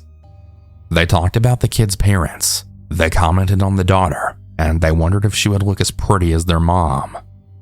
Okay, my dudes. I don't know if that was intended to be creepy, but I'm just going to be safe and pretend that it was. Then the woman says to me, and I quote, "Do they really let you dress like that while washing their kids?" She motioned with her eyes right towards my shirt, which was admittedly a little tight, though aside from a little bit of a bosom crack, not revealing. I have a thin frame and a large chest. It's 90 degrees in my region of the US right now, so it's not like I can wear a hoodie, and my tits have a Crips and Bloods type of relationship with any kind of shirt that has buttons. I saw that as my cue to go and get the kiddos and bring them to their prizes so that we could bounce. After some very thought-provoking and philosophical debating, they both got their prizes and we headed back over to the house. So fast forward a few hours, both kids were bathed and put to sleep. I delivered a heartwarming rendition of Goodnight Moon and read a very spooky chapter of The Werewolf of Fever Swamp, and then I tucked them into dreamland. It was around 9 p.m. I was caught up on homework and just watching TV when I had heard some movement on the porch. I didn't think much of it at first, but the doorknob started rattling violently. I initially started moving towards the front door to see who it was, but miraculously, I remembered that it was late at night, I was home alone with 2 kids, and I very much wanted to live. I turned around to grab my purse, which is where I keep my taser. As I'm moving, the back door starts rattling as well, and was also accompanied by some banging noises. That's when I remembered that I hadn't enabled the alarm system after returning. Now, if this was a horror movie scenario, of course the alarm wouldn't have worked, and the intruders would have made their way inside. I really hate to disappoint you if you're expecting something more exciting, but I enabled it again quite easily with no incident. I then ran upstairs and grabbed the 2 kids, then put them in their parents' room in the walk-in closet. I still hate that I scared them. When I gathered them up, I gave no context as to what was going on. I didn't want to tell them that someone was trying to break into the house, but in the process, the fear of not knowing seemed to be worse. I instructed them to stay in there and stay quiet, and only to open the door if they hear me talking to them. I then locked the bedroom door, which is the only door on the upstairs floor that locks. I sat there with my taser out, then hit the panic button on the phone app. Several minutes went by, then I got a notification through the app that the alarm system was now disabled. I planned on calling 911, even though the panic button already took care of that, but I found it more beneficial to arm it back. Then I disarmed it yet again, then armed it again. By this time, I could hear what sounded like 2 sets of footsteps walking up the stairs. Good job, girl. You locked yourself inside with 2 potential assailants. I was holding it together for the sake of the kids, but not too deep inside. I was scared to death. When I heard the footsteps get near the door and saw the knob twisting, I took a deep breath and pulled the trigger on my taser, just to let them know that I was armed, though it realistically wouldn't even do much good. I informed them through the door that the alarm was triggered and that the police were well on their way. Thankfully, I was then greeted by a familiar voice. It was one of the doctor parents. "Hey, it's me. You're safe." I opened the door and ran into their arms, and I immediately started sobbing. I hadn't realized truly until it was over just how scared I really was. The kids came out without me giving them the okay, but their parents were there, so I let it slide. When I enabled the alarm on my phone, they both got the notification from the place they were at. With the app, you have the option to view the porch cameras as well. When they got the notification that the panic button was activated, they saw through the camera that there were people on each side of the house. 1 man and 1 woman. When the alarm kept disarming, that was them trying to get into the house.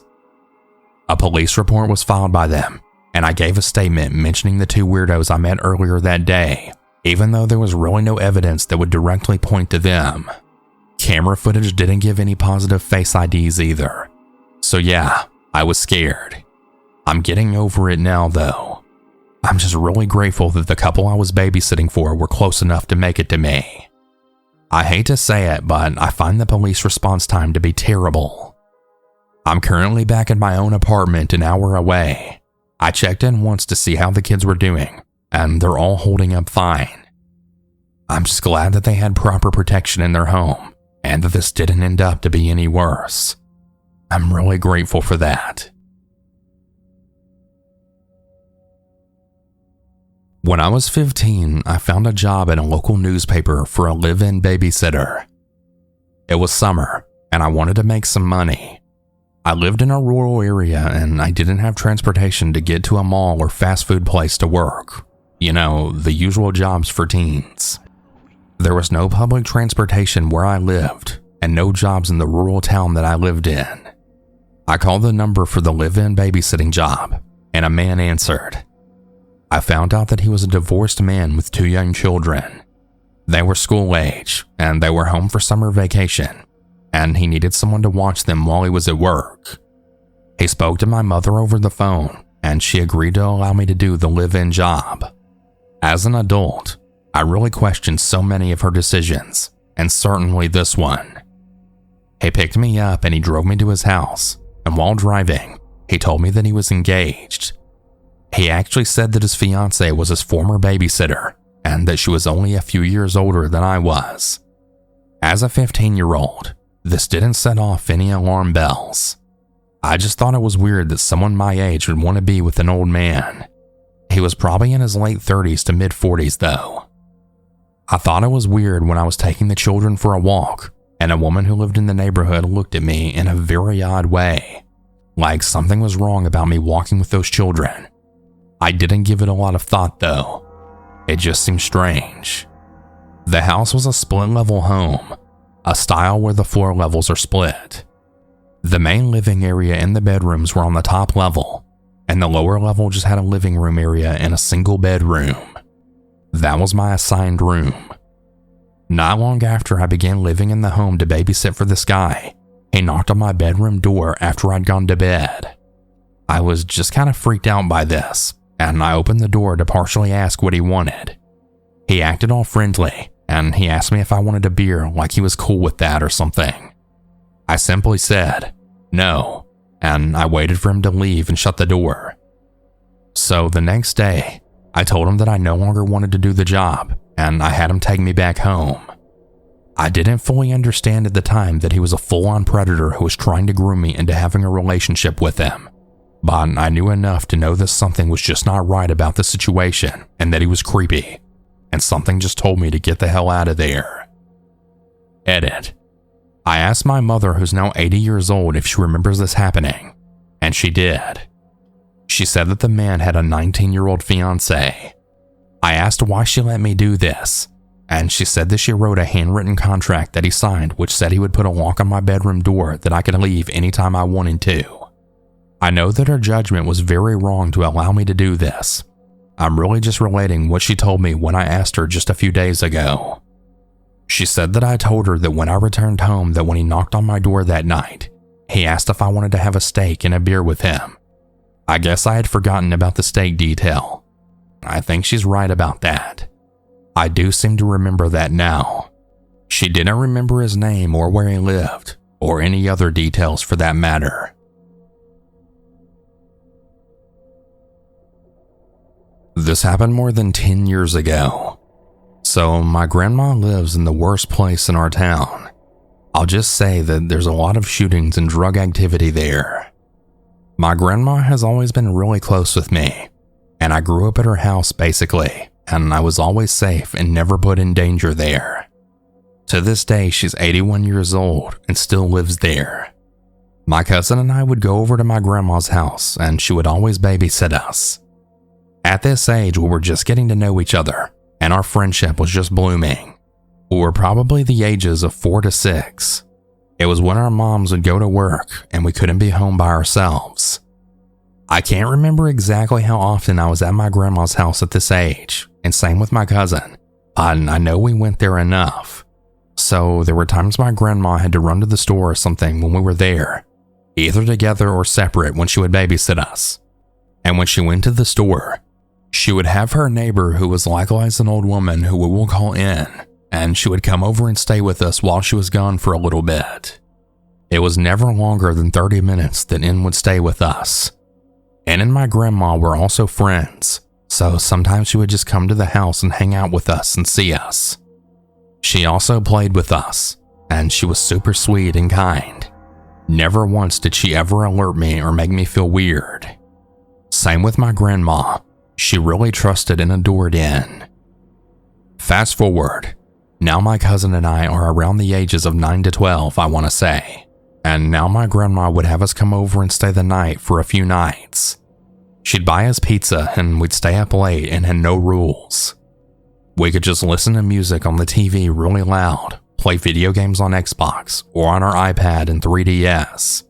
We could eat whatever we wanted, just as long as we cleaned up after ourselves.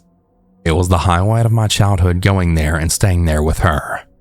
Again, we both knew it was an unsafe neighborhood, so the doors were always locked and the curtains were never ever open at night.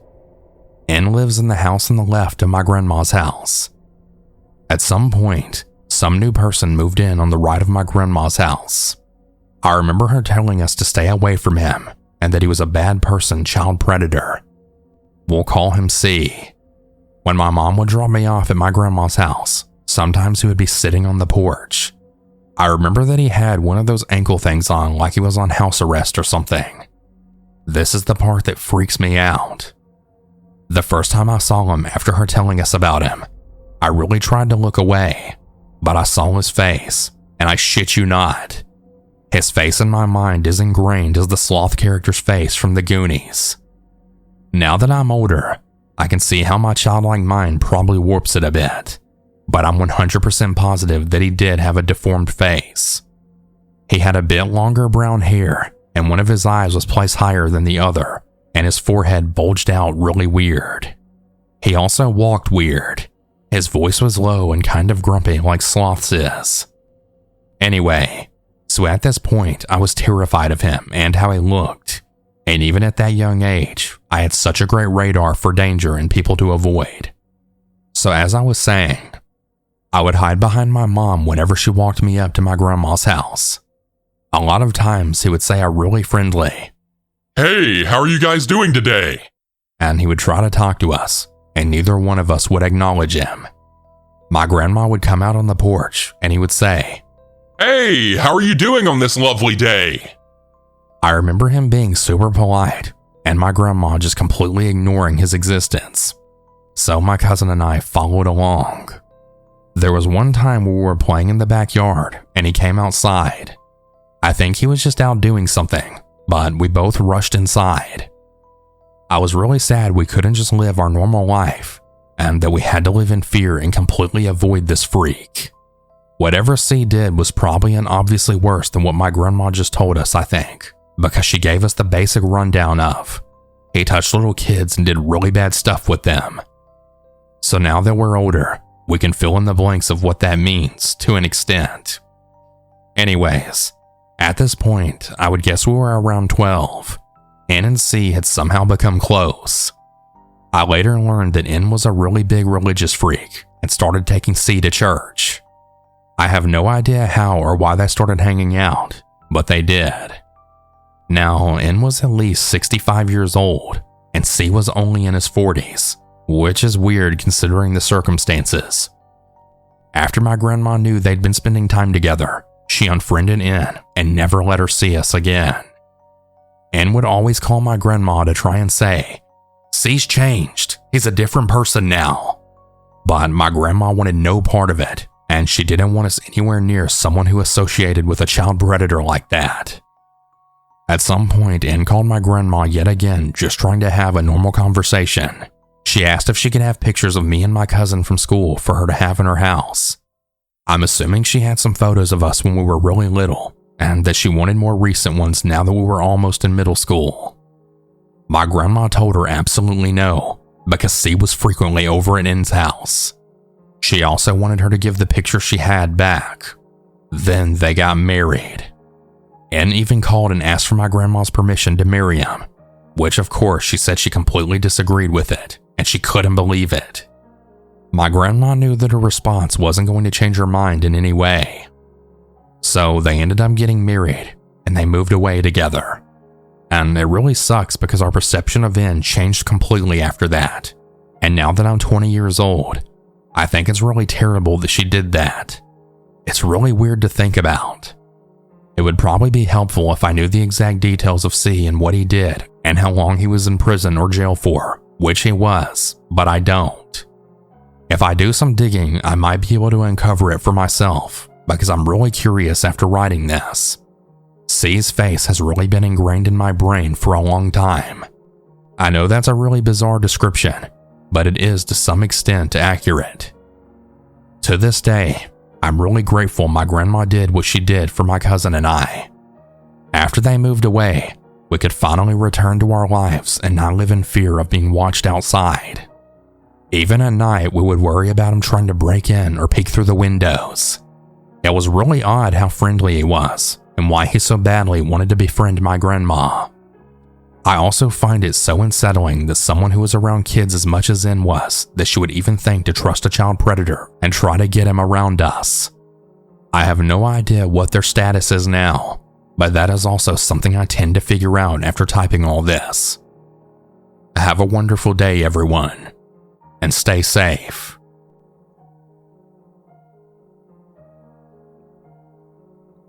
Before I start, I would like to preface that I'm very understanding of mental crises and the impact of a mental breakdown that can have on someone. Regardless though, however much pain someone is in, I just cannot see justifying putting someone else's life at risk. On September of 2019, my boyfriend C and I moved in together. At the time, we had been together for 6.5 years, as we had begun dating in middle school. So this was of course a dream come true. Of course, if you could overlook the cockroaches' constant stench of bad weed, loud music at all hours of the night, general lack of safety and hypodermic needles laying around the grounds, then I guess you could call it a paradise. Regardless to us, having a place to ourselves was heaven, minus the nice smells, but that's what candles are for, right? Anyway, while I decorated the place to make it a home and burned more candles than a Catholic church at a mass to forget the smell of rotting camping left over from the previous owner, Everything started to go downhill when new neighbors moved in both across the hall and directly above us. Right as we went into September of 2020, and my college classes had turned virtual along with my work, we came to know more about our across-the-hall neighbors' tumultuous relationship than we ever cared to know. After 9 calls to the police day and night, they were finally evicted after an argument while strung out, which resulted in a stabbing. For me, this was the line in mind that could not be crossed. Although I'd been calling the cops day in and day out because they'd been up all night fighting, I really thought management would step in before things got serious. After our neighbors across the hall had been evicted, we were left with only one more headache: our neighbor who lived above us. He blared his music starting at 2 a.m. and ending at 6 a.m. He refused to listen to reason. Once C would go up to talk to him, asking kindly if he could turn his volume down, as he and I had to both work the next day, he would just laugh in his face and slam the door. This went on for a month, and after endless phone calls and emails to management that resulted in nothing, we felt defeated. One night I had finally had enough, and I had went up myself. I banged on his door until he finally opened up, and he finally came to the door and told me to go away, that he'd turn it down when he felt like it. As he closes the door across the hall opened up. Door 308. A young mother opened the door and then shook her head. "I know," she said. "My kids are in here trying to sleep, but this is all they hear." I smiled at her sympathetically, and I retreated back downstairs to my apartment, number 218. We moved out of that apartment in August of 2021. July of 2022, Andrew Teckle-Sundberg is fatally shot by Minneapolis police after a 6-hour standoff in the same apartment he lived in when we were there. The apartment littered with bullets was that of the mother who I spoke to that night, apartment 308. I can only imagine it was her having enough of his music, just like I had that night only a year prior that set him off. I just can't stop thinking about this now that it's been released who the shooter was, and I'm only thankful that we got out when we did.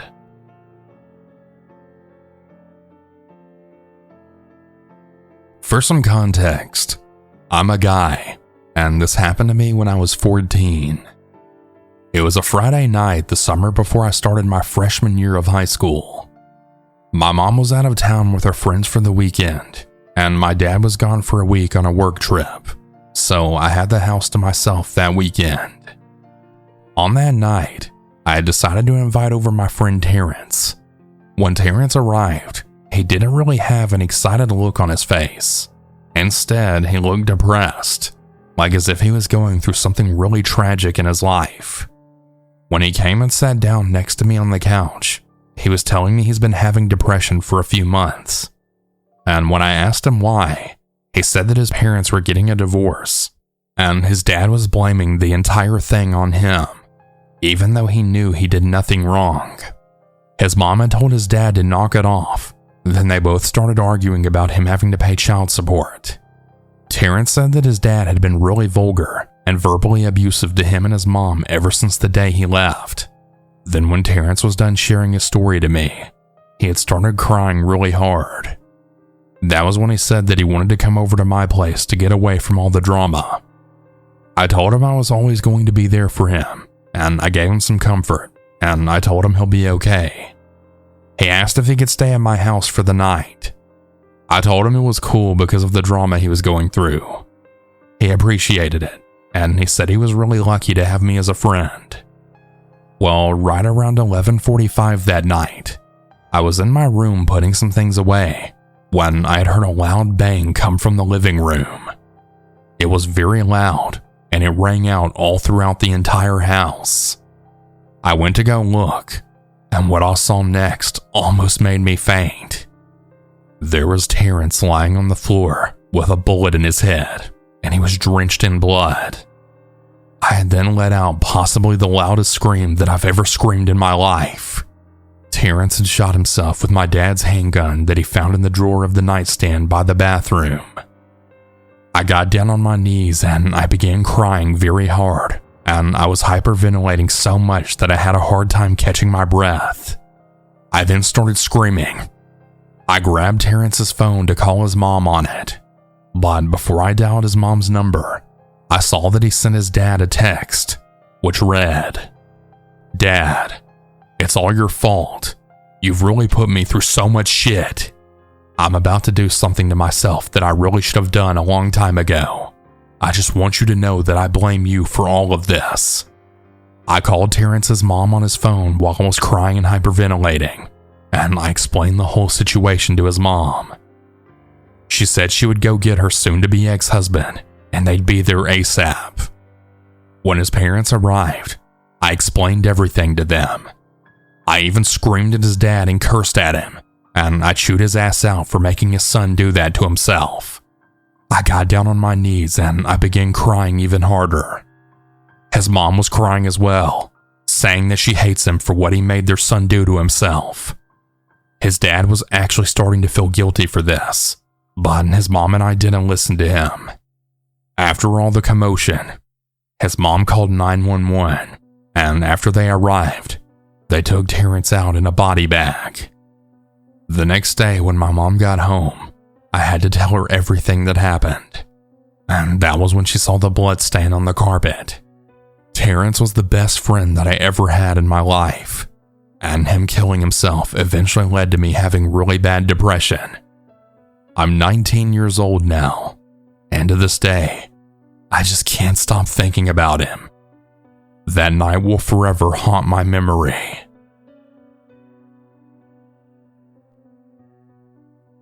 Long before I was born, for some context, my dad and his family lived in Texas in a town called Temple. A lot of people haven't heard of it because whenever they think of Texas, they think of big cities like Dallas or Houston.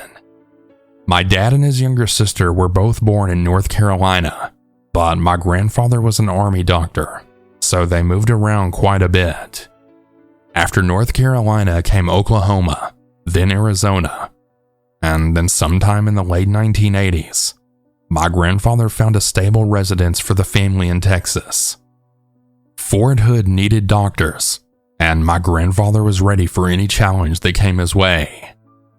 My grandmother was adamant that she didn't want to live on another army base, so she negotiated with him that they bought a ranch-style house with a clearing.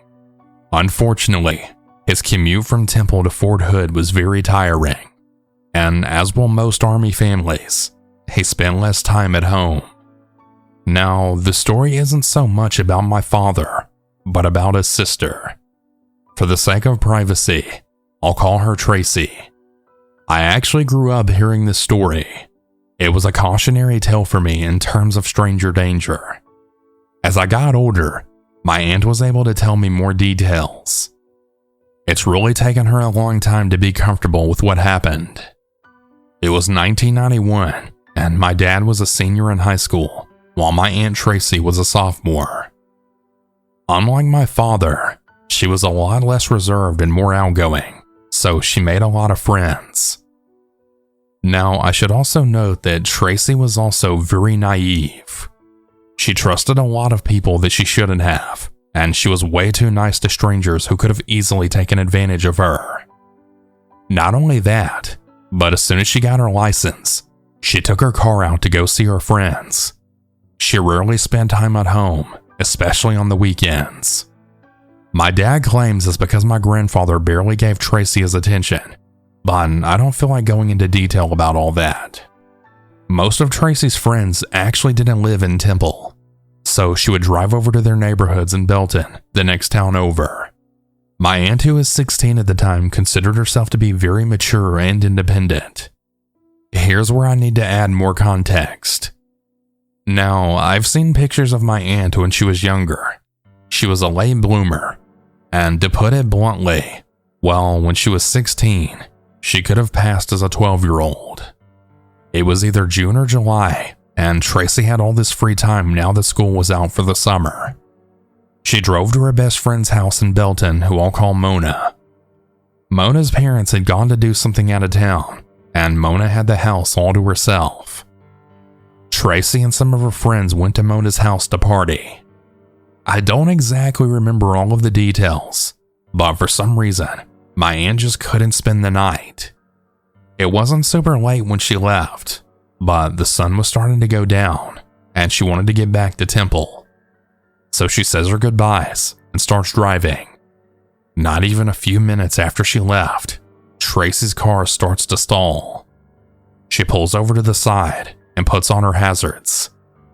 Luckily for her, she hadn't broken down in a bad neighborhood.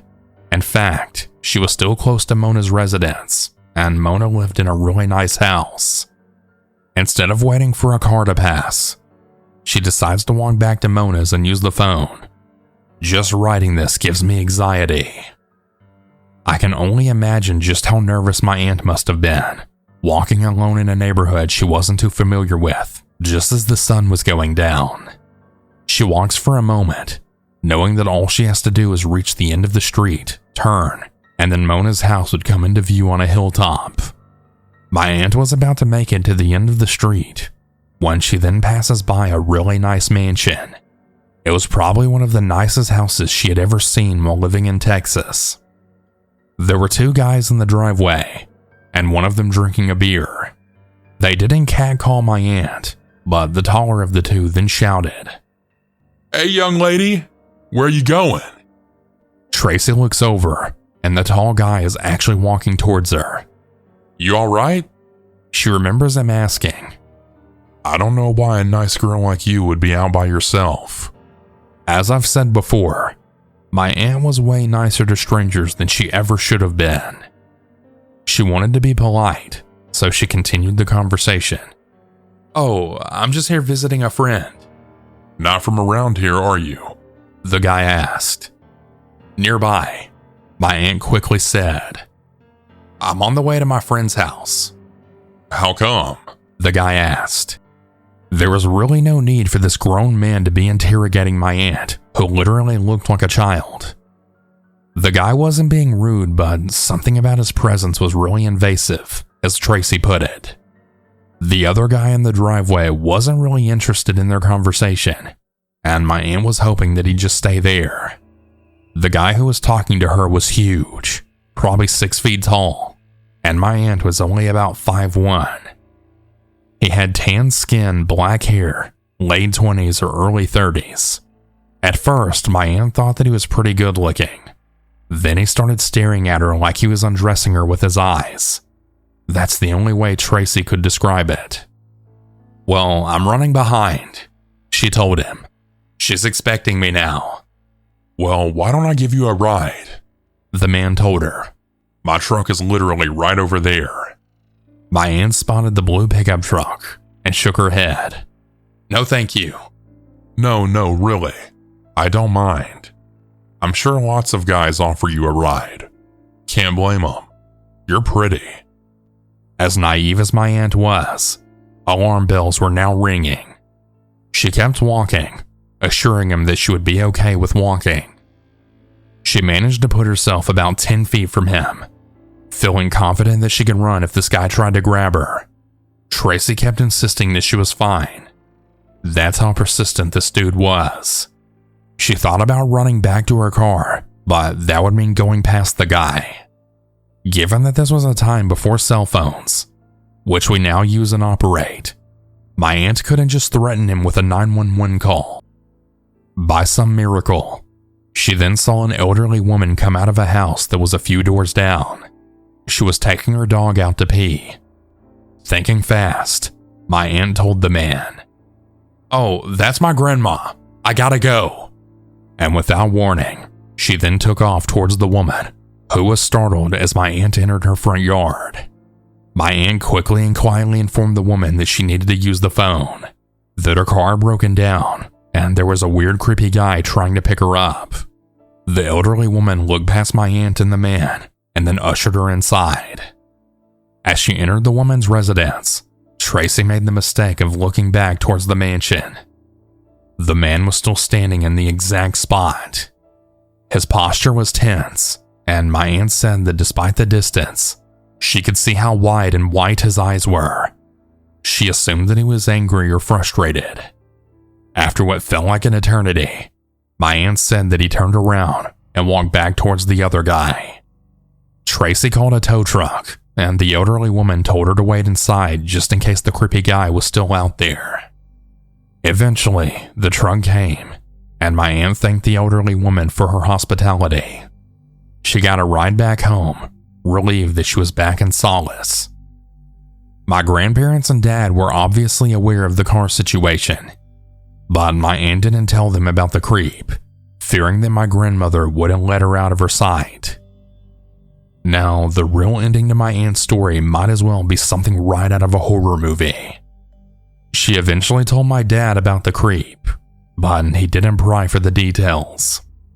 Years later, though, when Aunt Tracy got married back in North Carolina, she again told the story, this time to her friends and husband.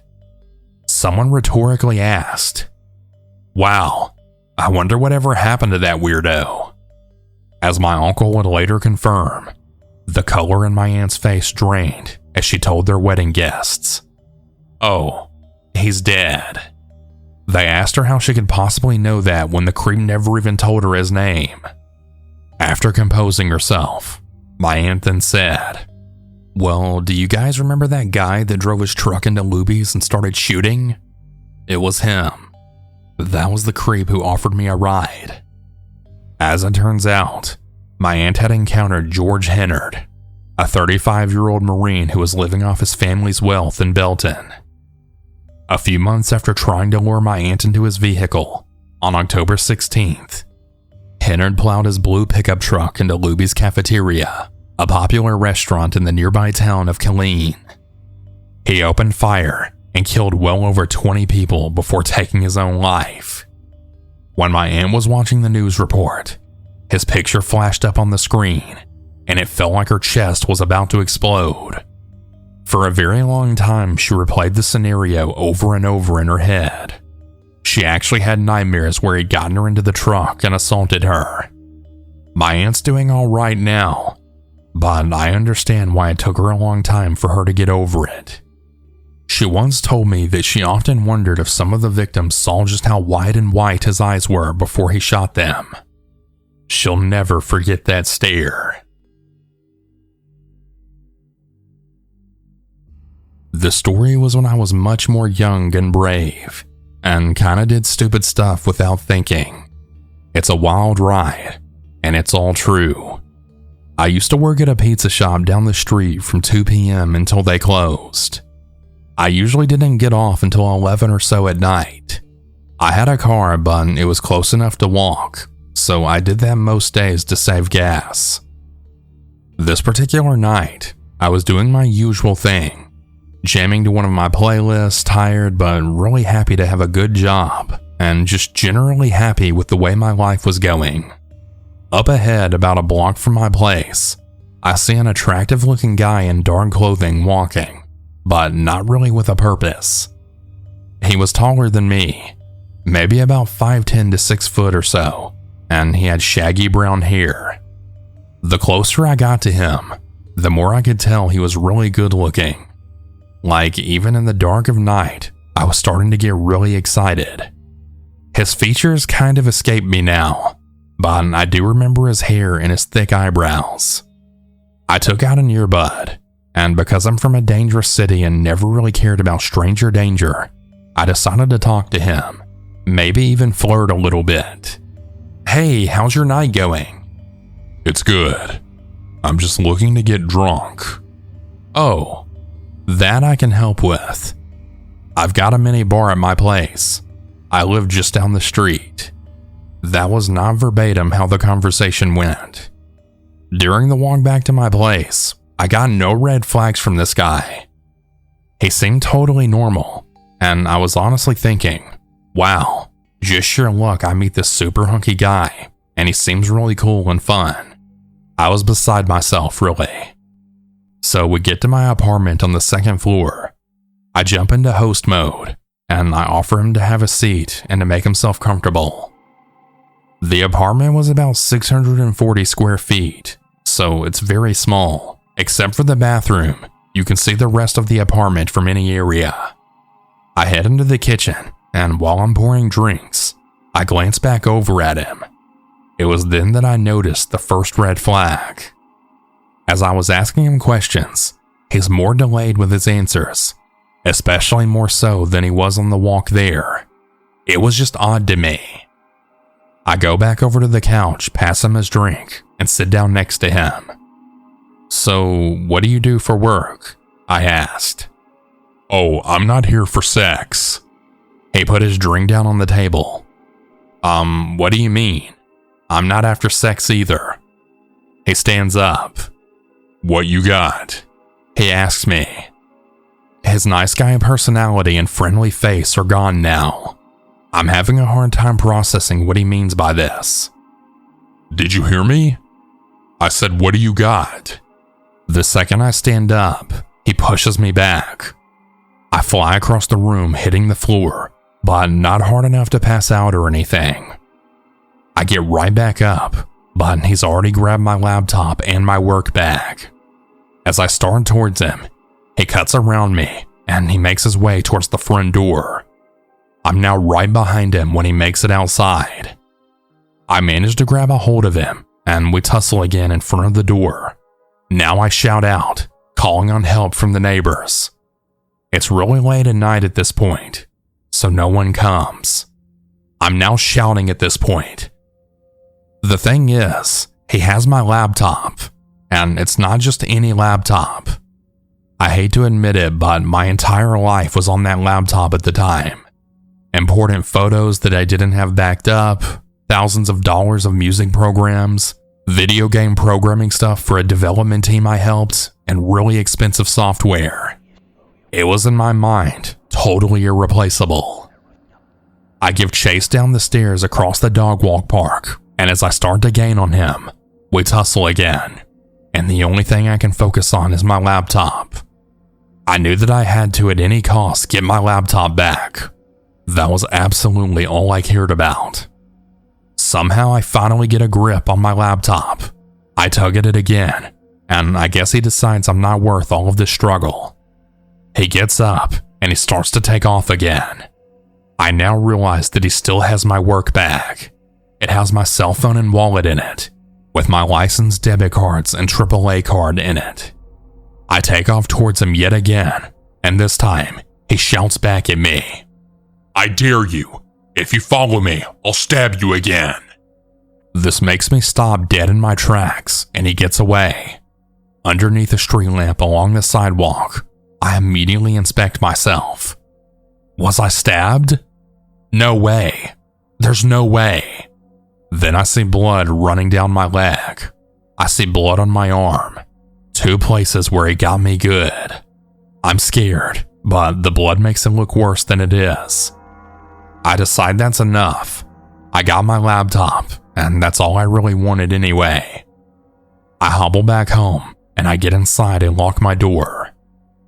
I had called the cops using my neighbor friend's phone the next day, and I filed a police report explaining the situation, also showing the stab wounds and declining medical services. I can't afford that, and I was honestly fine all things considered. So all that guy got was a crappy cell phone and a wallet with like $30 to $40 in it. The cop called my friend back several days later, and they said they weren't able to find the guy, but that they would keep me posted. This all happened years ago, and I don't know where the robber is now, but I now have every electronic thing of importance backed up on multiple drives to this day. I still cannot believe that I got stabbed and didn't know it. I'm very glad nothing worse happened.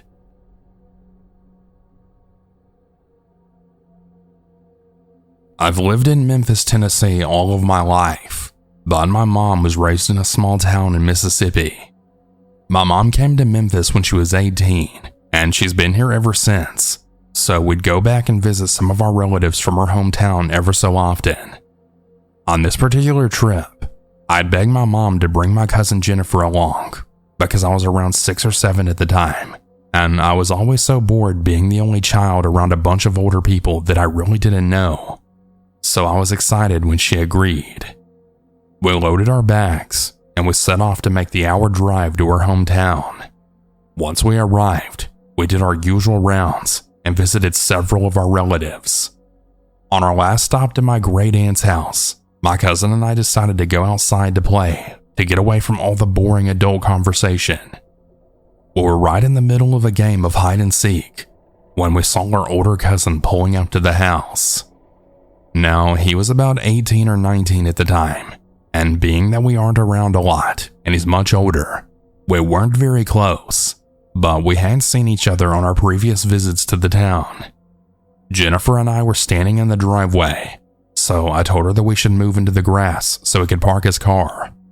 Once we made it into the grass, my older cousin did a beeline straight for us into the yard, then stopped. We sort of laughed it off, thinking he was just kidding around and he wanted to pretend like he was gonna run us over, which obviously isn't even funny at all. And anyways, we moved further into the grass. My smile was immediately replaced by fear when he then got closer, and I then saw the emotionless look on his face. This man was seriously actually trying to run us over. I thought about running into the house, but we were in the front yard, and I know that my aunt keeps the door locked, as she only uses the side door, and I would have to go back and pass him in order to get to the side. In retrospect, I could have at least banged on the front door, but my 7-year-old mind didn't conjure that at the time. So I grabbed Jennifer's hand and I darted to the other side of the yard, hoping he would just leave us alone. My fears were confirmed when he literally drove across the front yard directly at us. We ran into a very narrow section between the house and the neighbor's fence so that he couldn't see us, and because we knew his car couldn't fit there. He got as close as he could, and once he realized his car wouldn't fit between the house and fence, he put his car in reverse and zoomed off. We were absolutely terrified. Even at my age, I couldn't believe that someone, especially my own family, albeit distant, could do something so horrible. We stumbled our way into the house, and we couldn't tell the adults quick enough. Oh, and just like so many stories that I hear on these types of channels, our experience was completely disregarded. "Oh, you know he didn't mean it. He was probably just messing around with you guys," the adult said. I felt tears well up in my eyes because the entire time we were out there, I just wanted someone to come and save us. And now they're not even taking us seriously. Admittedly, I too thought he was just messing with us in the beginning, but once I saw that awful cold look in his eyes, I knew better. I mean, who drives a car through an entire front yard just to play with 2 kids that you barely even know? No one. That's who. He had just made it home, but he never even went into the house. He just peeled out of there when he realized he couldn't get to us. That's the scariest part. I'm not sure what happened to my older cousin, and I don't recall seeing him again after that incident, but I honestly wouldn't be surprised if he's been admitted to some psych ward, because as an adult, I can definitely look back and say he had some screws loose.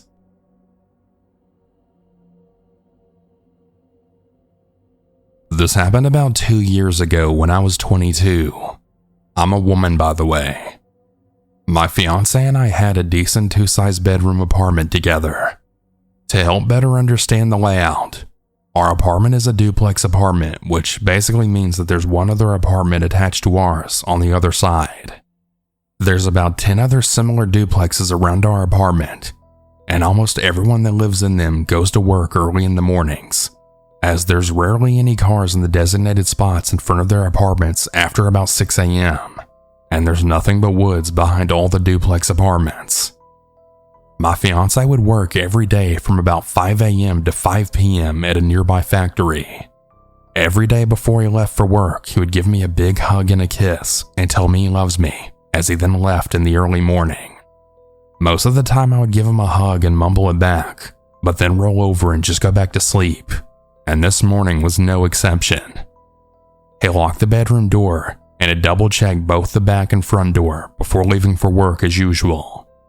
Well, about an hour after he left, I was awoken to the sound of my phone ringing, which was on the bed with me.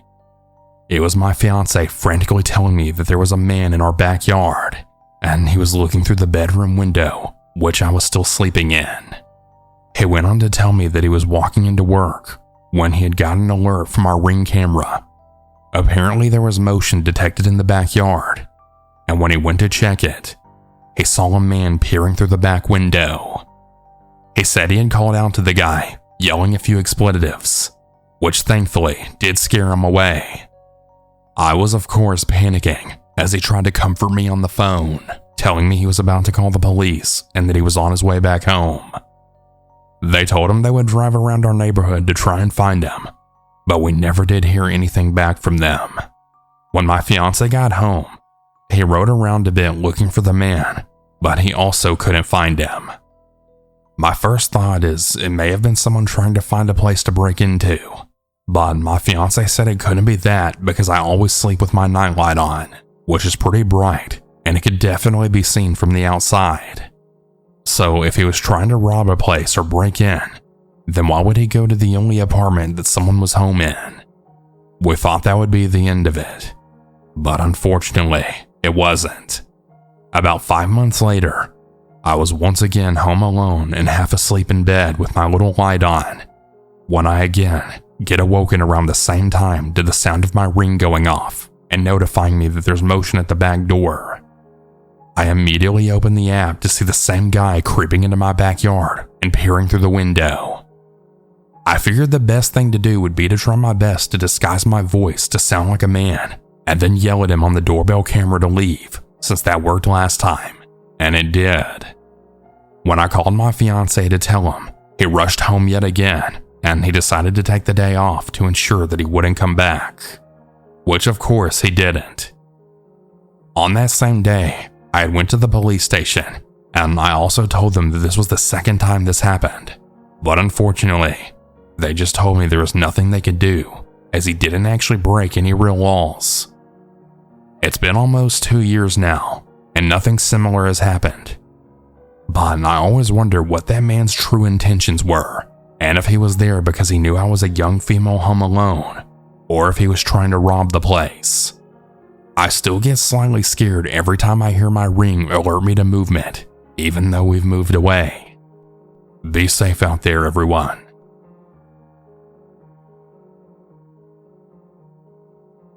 I never had the stranger danger talk with my parents, and we lived in a small town where I liked and trusted pretty much everyone.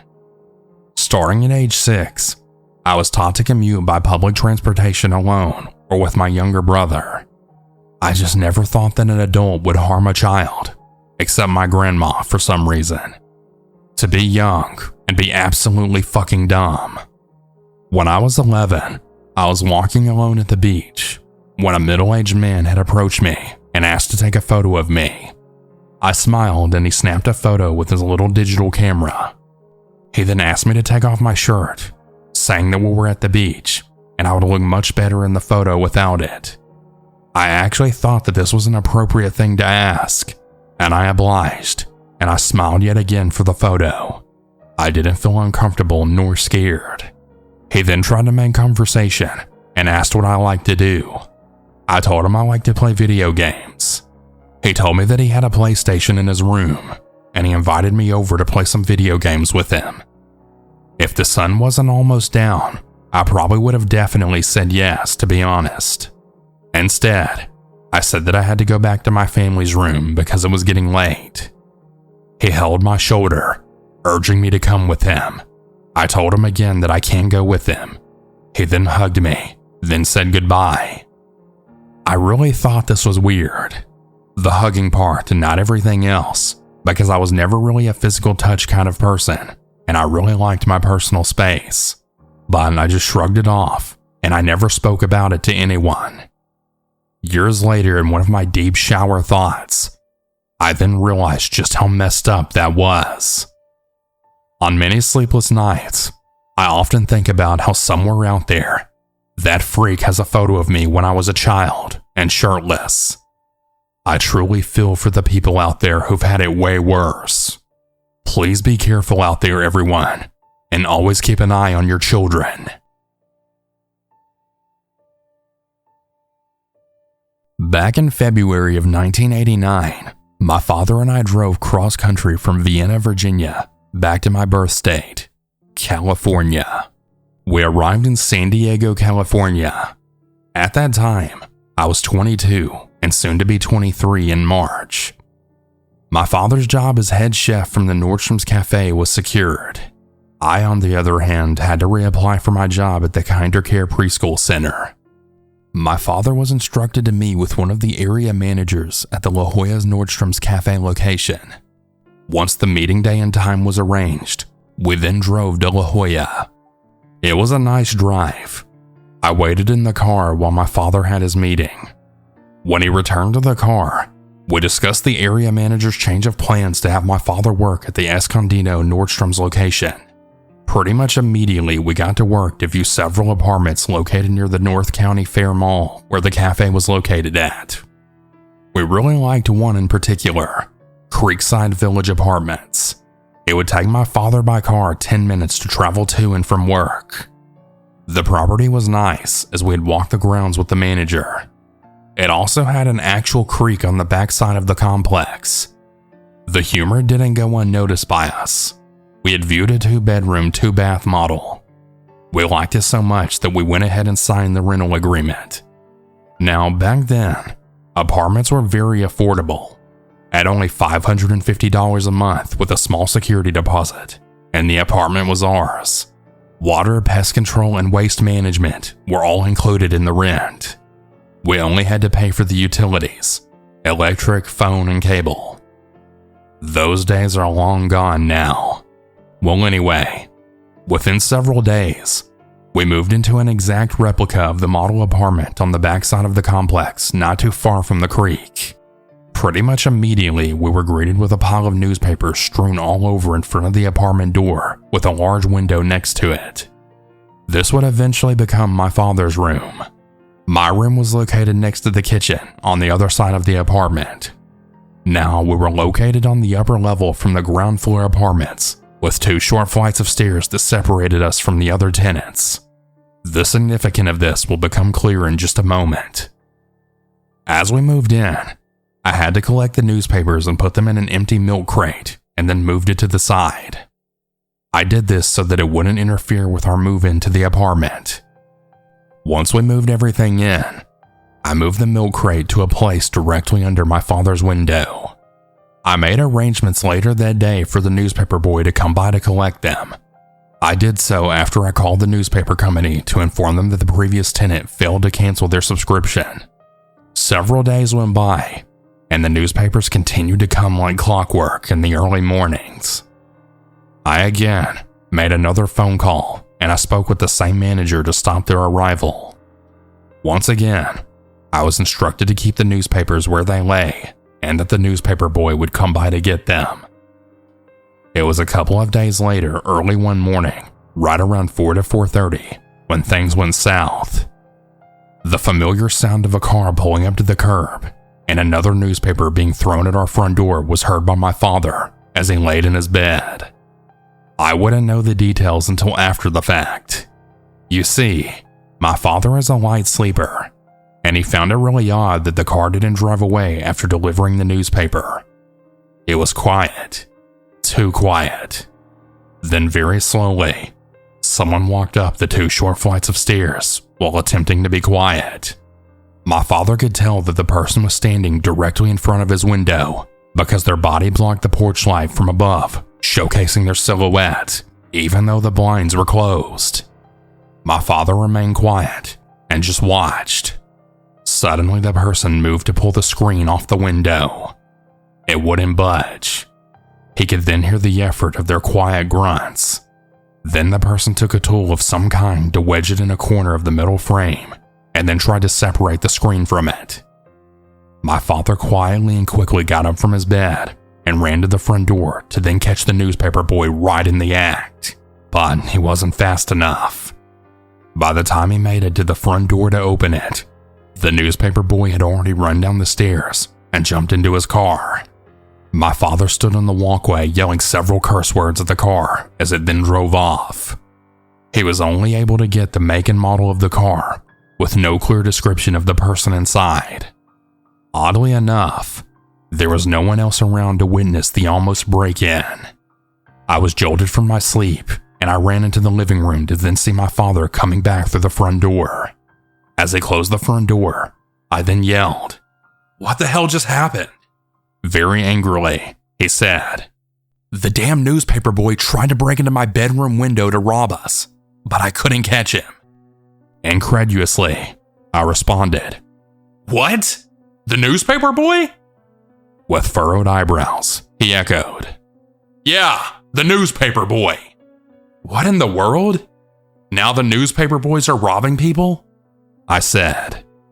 I had made my way to the window on the walkway, and I witnessed a dented corner on the window frame. Another firm applied pressure would have popped it off. My father fixed it as best as he could, then had the maintenance person check it later out the same day. I called the newspaper company when their office opened, and I spoke to the head supervisor. I explained my prior phone calls, and my father got on the phone as well and yelled at the supervisor all about this incident, as well as to give him the make and model of the car. The supervisor was shocked, to say the least. From his responses and questions, he assured us that he would follow up with us during the investigation. He even told us to keep the newspapers. We waited and waited, but nothing ever came of it. Not a single word from the company. We never did receive that update. I really hope it was worth it, newspaper boy, and I really hope you lost your job.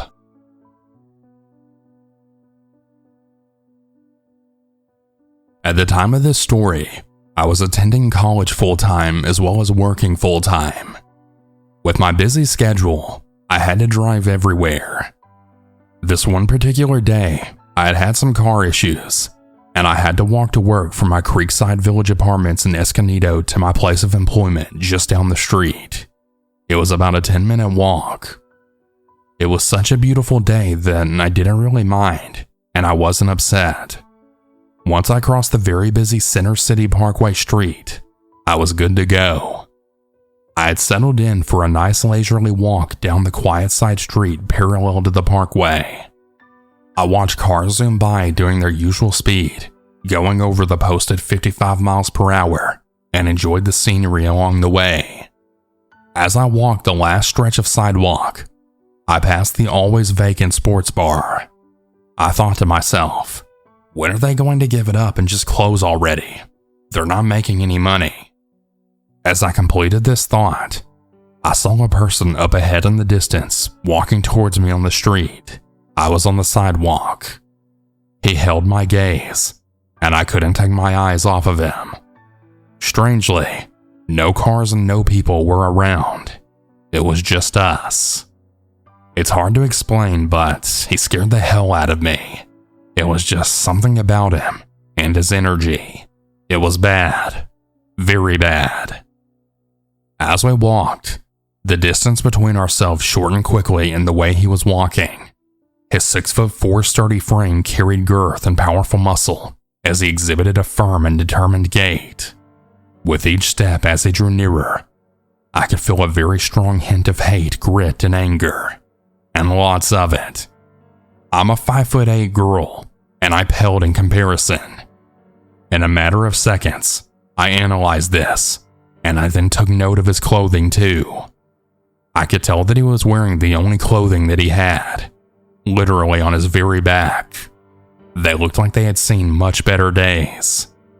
He carried a small olive green backpack slung over one shoulder as he tightly gripped it with one large hand. I don't know what happened that brought this man to this point in his life, but I really pity anyone who tries to mess with him. From what I saw before me, they would not survive.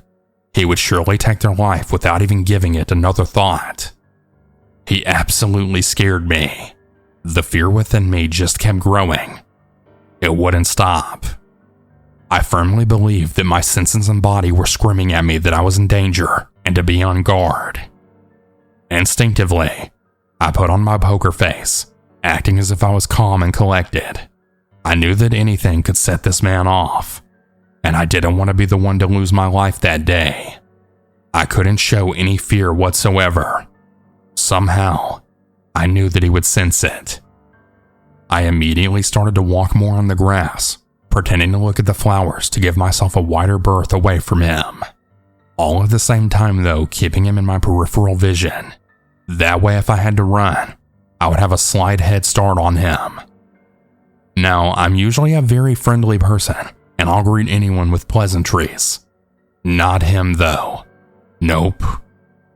I avoided eye contact and kept my eyes averted from him. Just like a bear that you don't want to stare down. It can be seen as a challenge that I would lose. I held my breath as we passed one another. As I gained more distance between us, I then let out a big exhale. I finally made it to work. It took me all day to distress from that experience. To this day, I can still remember that man as clearly as if it had just happened yesterday. The fear that I felt that day was truly awful, and I will never forget it. I have never felt that same way with another human being before that, and I hope I never will again. Thanks for listening, everyone, and be safe out there.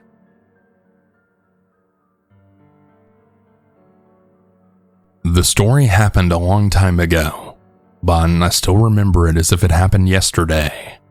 My cousin and I, both of which were 14-year-old females at the time, were having a sleepover one summer night. We spent the night in sort of a summer house, a one-room building which had electricity, a table and chairs, a stove, and 2 mattresses that we were supposed to sleep on. We didn't sleep, of course, and we spent the night eating instant noodles, trolling people on Omegle, and having fun. We had stayed up until around 4 a.m. I can't remember whose idea it was, but we agreed on going outside into the cornfields. I forgot to mention that this happened in rural Poland, in a place where large empty fields surrounded us on all sides, with only a few houses littered here and there. Due to the cornfield's position atop a sort of hill, we thought they'd be a great place to watch the sunrise, and they were. We left the summer house and stepped outside where it was really cold and slightly dark, although the sun was just about peeking over the short, steep grassy hill a few hundred meters in front of us. The cold breeze compelled us to wear jumpers, although our legs still trembled, as all we were wearing were thin PJs. When we got there, we walked slowly through the massive field, admiring the sunrise and just talking amongst ourselves. I must admit that we were getting quite nosy, since we didn't expect anybody to hear us anyways. I mean, who else could be possibly treading the paths of this cornfield at 4 a.m? Suddenly, my cousin stopped mid-sentence and looked into the distance with a horrified expression. This scared me, of course, and I turned quickly to where she was looking. Somewhere in the distance, I spotted a group of about 5 men wearing dark clothes. From their height and body shape, I assumed all of them to be around 18 to 20 years old. I felt my heart sink once I saw them, since I'd gotten so comfortable in having no one around. The first question that popped into my mind was, what the hell are these guys doing here? However, as soon as that thought appeared in my head, it was answered, because that was when I noticed what they were all standing around. It was another guy like them who was kneeling on the ground. My cousin and I just stood in silence, watching the whole scene unfold. Over the occasional chirp of a bird and the constant noises of crickets hidden in the corn, we heard one of the men talking in an aggravated tone. Another responded in a much more quiet way, to which the first man responded still angry. Although it was still very much dark outside, and the sky was only just beginning to turn from pitch black to orange, the faint sunlight allowed us to see how the one man kicked the one kneeling on the ground. As he fell to the ground, another guy kicked him, and soon, all the guys in the circle were now beating this poor dude up. After what felt like hours but was probably only about 5 minutes, one man picked up the one that was getting beaten up, and we saw that he was limp and didn't react. He dropped him on the ground and promptly started to scan the fields for witnesses, I assume, and so did the others he was with. We knew what we had just witnessed wasn't meant for us to see. My cousin grabbed my right arm and then ran in the direction from where we came and then said in a panicked voice, "I think they saw us. We took the path that would take us to the summer house the quickest, which ended up not even being a path, but was more like a run through the hard stalks that were left after the weed had been harvested. I know I shouldn't have, but I took a glimpse behind me while running. I swear I saw the group slowly heading in our direction with that limp, bloody body left in the field. I nearly fell over, running back down the steep hill, but thankfully, my cousin caught me. We ran back inside and locked the doors, then promised ourselves we'd never go back into those fields at such an ungodly hour ever again. My cousin's legs got cut up pretty badly when we ran through that weed, since she was wearing shorts unlike me. To this day, you can still see some of the faint scars where the scratches were. They serve as an everlasting reminder of what we witnessed that night, and what we'll probably never find out.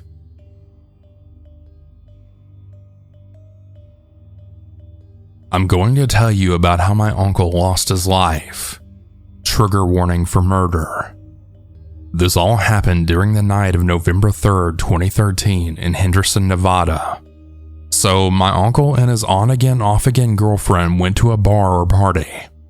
They were both drinking, and later on in the night, they got into an argument.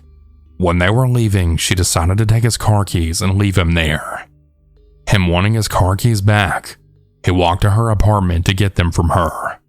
Obviously, we only have her side of the story, but she said that she was scared for her life, so she went to a neighbor guy's apartment to get him to go back to her apartment with his gun to wait for him to show up.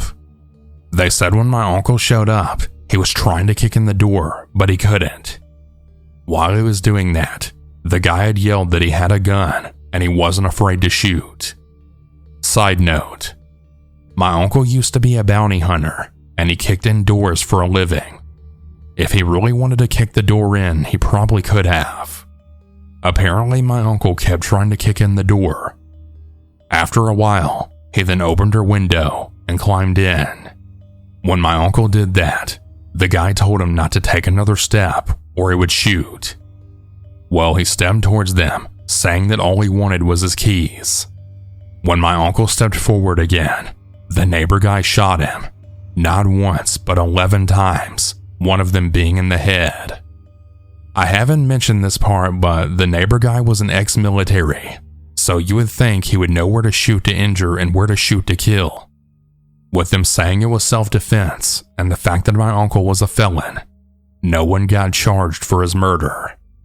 In my honest opinion, if she was so scared for her life, why didn't she stay at the neighbor's apartment rather than bringing him back to her apartment and waiting for him? It makes no sense to me. I honestly feel like they planned for this to happen, because a few months later, they announced they were together and they even took pictures of themselves shooting at targets in the desert. So yeah, that's how my uncle lost his life. This year will be 10 years since it happened. It still kills me inside knowing they're out there living their life like nothing ever happened. If anyone wants to check the validity of this story, I'll have an article linked in the description.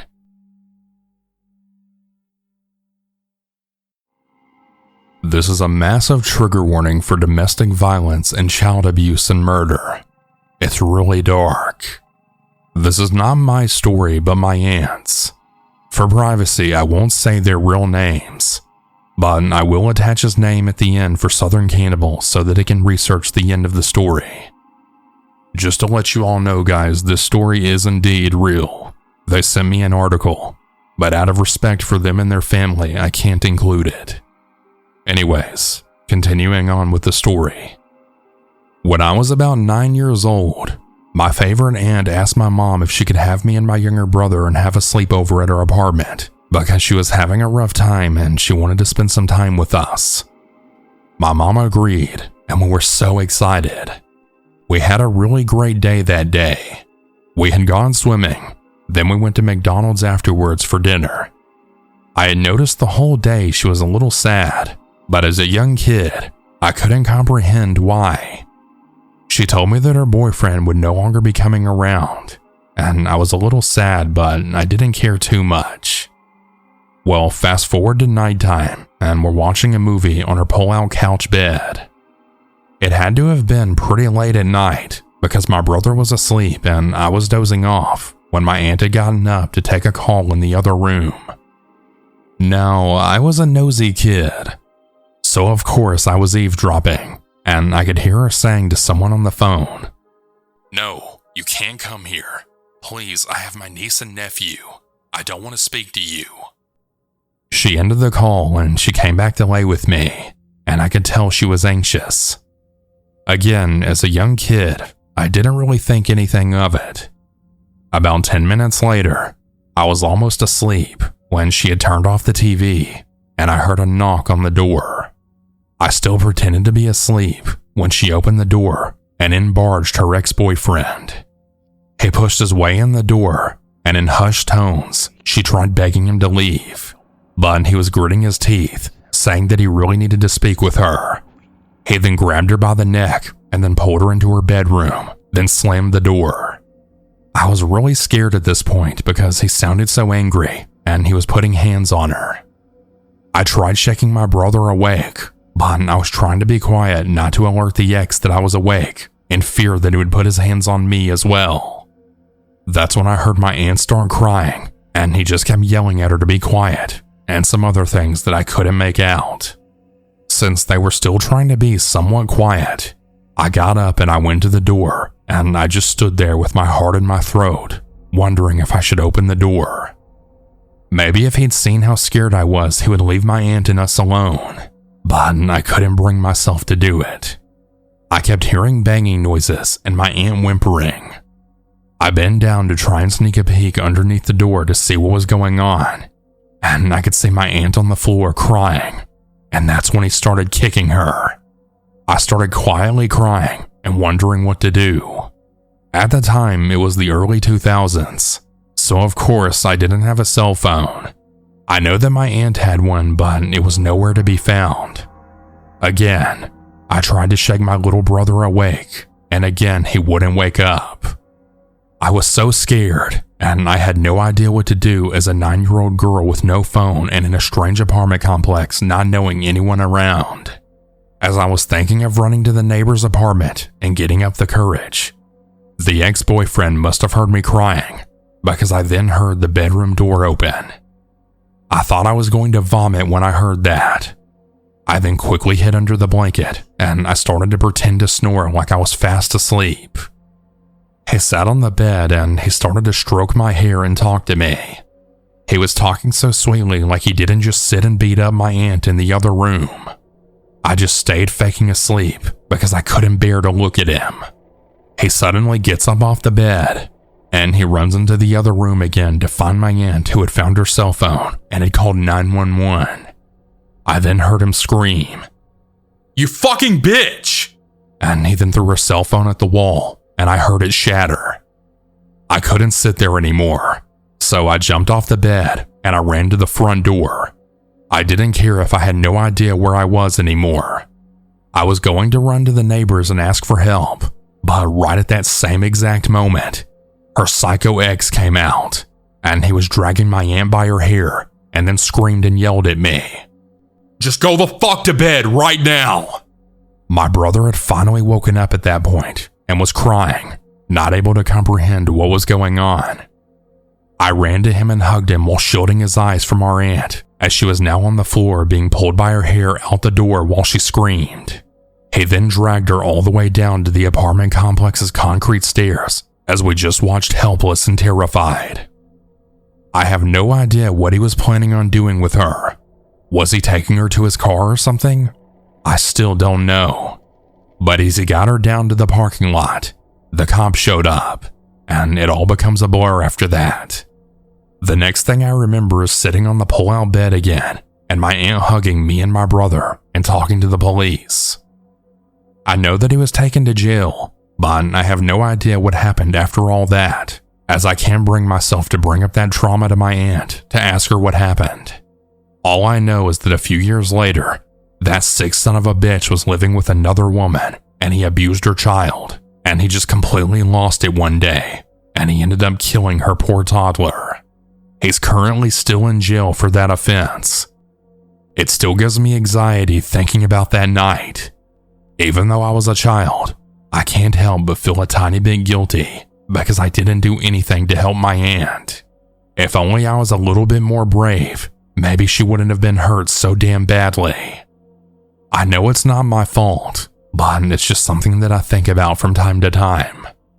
Luckily, my aunt never had to see him ever again, and she went on to find a much-loving, wonderful husband, and they had 2 great kids. As for that garbage human being who beat up my aunt in the presence of 2 young kids and then ended up murdering a defenseless toddler, I hope you get beat up and fucked every day in prison and that you burn in hell for all of eternity. Thank you all for listening to my story. I know it was a long and heavy one, and thanks to Southern Cannibal for narrating it. Please be careful who you let into your lives, everyone. And if there's even an inkling that they might be a psycho, drop them from your life.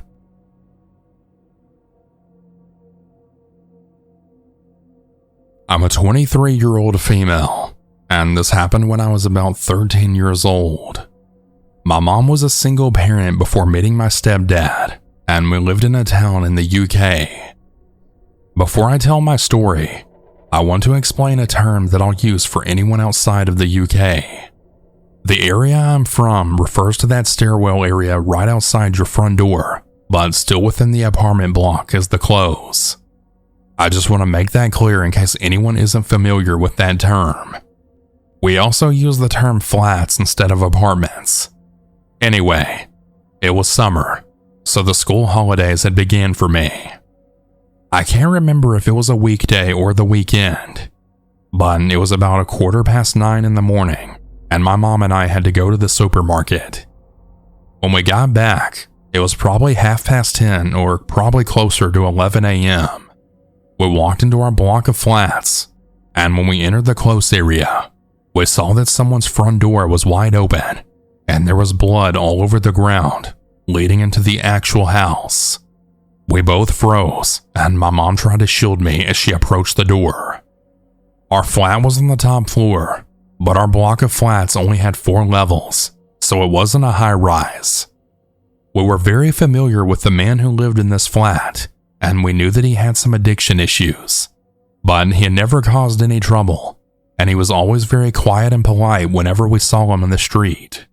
I hadn't noticed that the man was sitting in his hallway at the front door because all I could focus on was the blood, and like I said, my mom was trying to shield me. She asked the man if he was okay, and he began sobbing. I heard some shuffling, and the man saying, "Please help me." My mom placed down the shopping bag she was holding and got out her phone. She then called for an ambulance, telling them that the man had been stabbed. It was at this point that I could see the man more clearly. He was trying to move out of his hallway, but he was struggling to move. I can't remember exactly where he had been stabbed, but it was around his midriff area, like his stomach or side. He was covered in blood, and the knife was still sticking out of him, and it was a huge kitchen knife. He was holding it, but I couldn't tell if he was trying to hold it in or stop it from moving, or if it was just a pain reflex. He was whimpering, and he had tears all over his face, and he was covered in sweat. I was so shocked from this. I had never seen anything like that before, and I didn't know what to do. The man had said something to my mom about how a man had stabbed him and fled, and that he was really sorry, but he needed help. I can't remember if my mom got off the phone with the 999 operator or if she stayed on the line until the ambulance and police arrived. But I remember that she told me to stand right at the stairway, and she took some shopping bags up into our flat. I had my phone, and we had family literally right across the street, so I was safe to stand there. Now, I know some might judge my mom for taking up the shopping bags, but she told me later that she took them up just to make sure the ambulance people had plenty of space when they arrived to get our neighbor on a stretcher and to do whatever they needed to do. Until you're in a situation like this, it's really hard to know exactly how you would react, and I understood her reasoning. I was still in shock, and I was frozen to the ground. I remember trying not to look at the man because I didn't want him to feel like I was judging him or something. I know it sounds stupid in hindsight, but in my 13-year-old head, I thought that if I stared at him, it would make him feel worse, and I was way too frozen to comfort him. I really regret that now. I stared at the ground, and I couldn't get over the amount of blood. The man was conscious, but he looked exhausted. And when my mom came back down, his head was rolling back, and he looked like he was struggling to keep his eyes open. When the ambulance and police finally arrived, my mom and I went upstairs to our flat. We looked out the window, and we saw him being taken away once they'd done whatever they had to do with the clothes. We later found out that he had apparently been stabbed because he owed money to a drug dealer, and he kept putting off paying it. We knew that he had addiction struggles, but we didn't know the details of what substances he was dependent on. I still don't. The drug dealer showed up at his house and was demanding the money, which the man didn't have. The drug dealer was really sick of the man not paying him, and they got into an argument. The dealer then stabbed him and then fled the scene. I assumed that he brought his own knife with the intent to harm the man because we found the man slumped right at his front door, with the door lying wide open. There was blood in the clothes and in his hallway. So the man must have been standing just outside his door and maybe dragged himself into the hallway to lean against the wall, hoping someone would enter the clothes or exit their flat and come across to help him. It also scares me to think that if we arrived home later, we might have stumbled across a dead body. I don't know how long he was bleeding out for, and he'd already lost a lot of blood already. It was really lucky that we got to him when we did, and that we didn't encounter the drug dealer. The man fortunately survived, but I think that he avoided us afterwards. We knew that he survived because my town was full of tons of gossip, and people found out he was doing all right in the hospital. We would see his living room curtains open or closed at various times if we were outside, so we knew that he must have gotten home at some point afterwards. However, we didn't see him outside his house again. I wondered if he was too weak to go out, or perhaps he was afraid or just felt ashamed about what happened. He ended up moving away, and someone else eventually moved into his flat. I don't know what happened to him, but I really hope he got the help and support that he needed to get sober. And I hope the man who stabbed him was caught and put in jail, but I'll never know for sure. We eventually moved away from that area a few years later, and it's been so long that there's no way I could ever know where life took our neighbor after this incident. I just hope the man responsible rots in prison for the rest of his life for attempting murder on someone, as well as profiting off someone's addiction.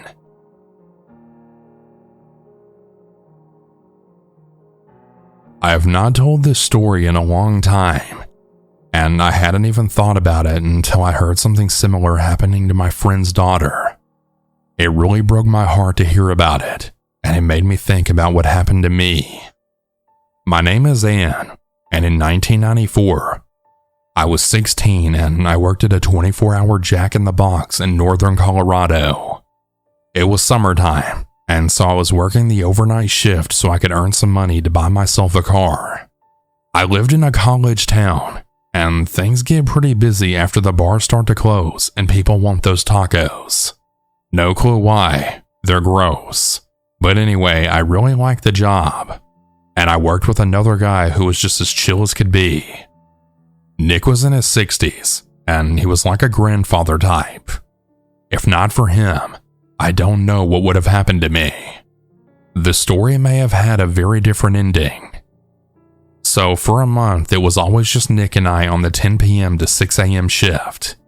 That was until my new boss Chris had started. He came from another store and was the franchise's owner's son and was going to be the new shift manager for my location. Chris wanted to work the night shift a few times with us just to make sure we did things right. Those shifts were great. He was very cute, outgoing, and much older than me. He was 25 or 26, I believe. I'll admit, I had a bit of a crush on him. I didn't try to flirt or lead him on in any way, but I didn't mind the way he looked at me either. He knew I was 16, but he would still compliment me on the way I styled my hair or how nice my figure was. It made me blush, and I liked the attention. Most girls would, I think. but I didn't realize where this would lead. I think today most would see it for what it was. He was grooming me, but back then you didn't really hear about things like that. After about a week, Chris had decided that he needed to work the night shift with me, and he put Nick on the morning shift. He told Nick and I that he thought I needed more training, and that he wanted to be the one who did it. I didn't mind. Like I said, I had a crush on Chris. I was really looking forward to spending more time with him. It made the overnight shifts go by really fast. He would goof around blasting that 90s alternative rock and talk about random things. Sometimes he would ask me about my relationships, if I was seeing someone, if I'd ever dated someone older, things like that. I was a very open person, and I told him things that I know now I never should have. I shared way too much personal information. Come payday, and it was my normal routine. I was to wait to pick up my check in the morning after my shift from the day manager. But on that day, she wasn't coming in, so Chris was sticking around to hand out checks to the morning people as they came in. I was done with my shift, and I wanted to get my check, so I went upstairs to the office. Chris was waiting there for me, and he told me to come in and lock the door. I kind of laughed at this, and I asked why he needed me to lock the door. Well, he said he had something private to talk to me about. The look on his face and tone of his voice made it sound like I was in trouble or something. I got a bit worried, thinking I was getting fired for something. He told me that if I wanted to get my check, I would have to do him a favor. I asked what he was getting at, and he said that I needed to come around the desk and get on my knees. I was in shock. I replied back with, "You're joking, right?" He didn't smile. He said that if I wanted to get my check, I had to suck him off, and that he knew that I wanted him, that he knew I wouldn't say no. At this point, Chris has his pants unbuttoned, and his dick was peeking out. He added that if I didn't do it, I would be fired. His dad was the owner, so who would he believe, him or me? I honestly didn't really know what to do. I needed this job, and I hadn't been in a situation like this before. I mean, I did think he was cute and I did like him, but I knew him being so much older made it wrong. Hell, being my boss made it wrong. But once again, I wasn't sure what to do. He saw the panic in my face, then softened his voice, saying it really was okay. If I didn't want to do it, I didn't have to. That he was sorry for making a threat. That if instead, and if I wanted to, he would take me out to dinner and a movie. He said not to tell anyone, and that he was really sorry. He just really liked me, and he thought we could date. I told him that I wasn't sure if I could date him, but that we could try being friends. I don't know why I said that, why I didn't just quit right there, but I was very overwhelmed and confused about my feelings, about his threats, and just everything. He handed me my check, and he asked if he could drive me home. I said that I needed some time to think about things, and that I had my bike, and that I could get myself home. He said he would see me tonight for work, and once again that he was really sorry for upsetting me. I said thank you, and then I left. The bike ride home gave me some time to think about what happened, and I just kept questioning myself. Did I lead him on? Was I being flirty and didn't know it? Did I want him? I somehow convinced myself that it was my fault, that I had given him the wrong idea. I made it home and went to bed, but I didn't sleep well though. That evening I showed up to work, and Chris wasn't there yet. Nick was though. I was happy to see him, and I gave him a great big hug. He said that Chris had called him in for that shift. I was honestly very relieved by this. I wasn't really ready to face Chris yet. I decided to tell Nick what happened, and that I didn't want to work with Chris anymore at all, and I wanted to see if I can switch to day shifts or just quit altogether. Nick then said that it wasn't my fault, and to stay away from Chris altogether. That I need to tell someone at HR about this, and that he'll back me up. I was so glad to hear that someone believed me, and that I had options. The night went on smoothly, and when Nick had finished up his duties, it was a little before the shift had ended, and he said he had to leave a bit early. I told him no problem, and that I could finish up the shift solo, and I knew that the day crew would be in shortly. It was a Saturday, and mornings were slow, and managers didn't show up normally. Nick said goodbye, and then left. I had just finished the cash drop, and I was waiting the last 20 minutes or so until day shift showed up so that I could help the random customer that may come in, which much to my surprise, Chris shows up. He came inside and went right into the office. He didn't say anything to me. I didn't want to talk to him anyway. I was still really processing what had happened the day before. So the morning person shows up, and I get ready to leave, when Chris opens the office door and he asked me to come in. I obliged and I went in. I wanted to tell him off and tell him that I didn't like what he had done. He said again that he was sorry about what happened. I said we could just move past it. It was over. Whatever it was he thought it had been. But then he walked behind me and he locked the door. That made me nervous. I knew that no manager would be in today, and no one else saw him come in and go to the office. He also can watch the cameras. So here I am alone with a guy who's really started to make me feel so uncomfortable. My brain finally clicks that I'm in danger. Chris approaches me and then hugs me from behind. I can now feel that he has a hard-on. I wasn't enjoying this, and I said as much. I said I really needed to get home and that I do not like this. He holds me tighter, and I start trying to wiggle out of his grasp. He tells me that I've been nothing but a big dick tease, and that I want what is coming. I said that I didn't, and I don't like this, and that he needs to let me go. I told him I would scream, but he told me that no one would believe me, that he'll say that I stole money and I'll be fired. He then pushes me down onto the floor and starts kissing my neck. I just froze.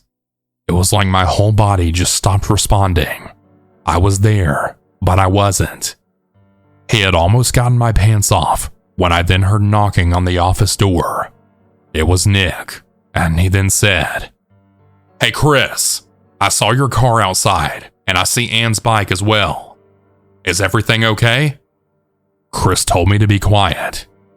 He said to Nick that we were just talking about schedules, and that we would be out soon. Nick then said, "Well, I think it's been long enough. Maybe you should come out now." This really spooked Chris, and he let me up. He told me to not say a word and just leave. I went to the door and opened it up. Nick was there, and he asked if I'm alright. I told him I am now, and that I need to go. He said to go wait in his car. It's unlocked, and he'll be out shortly. I go to his car, and as soon as I sit down, I just start crying and shaking, and I get really mad. I'm so mad at myself for letting this happen. Mad at Chris for being a creep and thinking how stupid I was. Nick comes out a few minutes later, and he told me that he told Chris that if he ever put another hand on me again, that he would lose it. I asked Nick why he came back, and he told me that he had forgotten his jacket and it had his wallet inside. That he noticed my bike was still here, and that Chris's car was here as well. He said that he just had a feeling that something was wrong after what I had told him about the day before. Nick then says to grab my bike and put it in the back of a station wagon that'll drive me home. He tells me that it's my choice, but that I really should tell the cops and call HR. I tell him that I'm scared and I'm not really sure if that's what I want. He told me that I did nothing wrong and that Chris is a creep and that he most likely has done this before. I agree, and I said I would make a report, and I then asked him to take me to the police station. To wrap things up, Chris got fired, and a couple of other girls came forward from another store saying that he tried to do the exact same thing to them. He only got a slap on the wrist though. No jail, and he had to do some community service, since he never did actually rape anyone. So yeah, I really hope I never meet Chris ever again, and I hope he never hurt anyone else.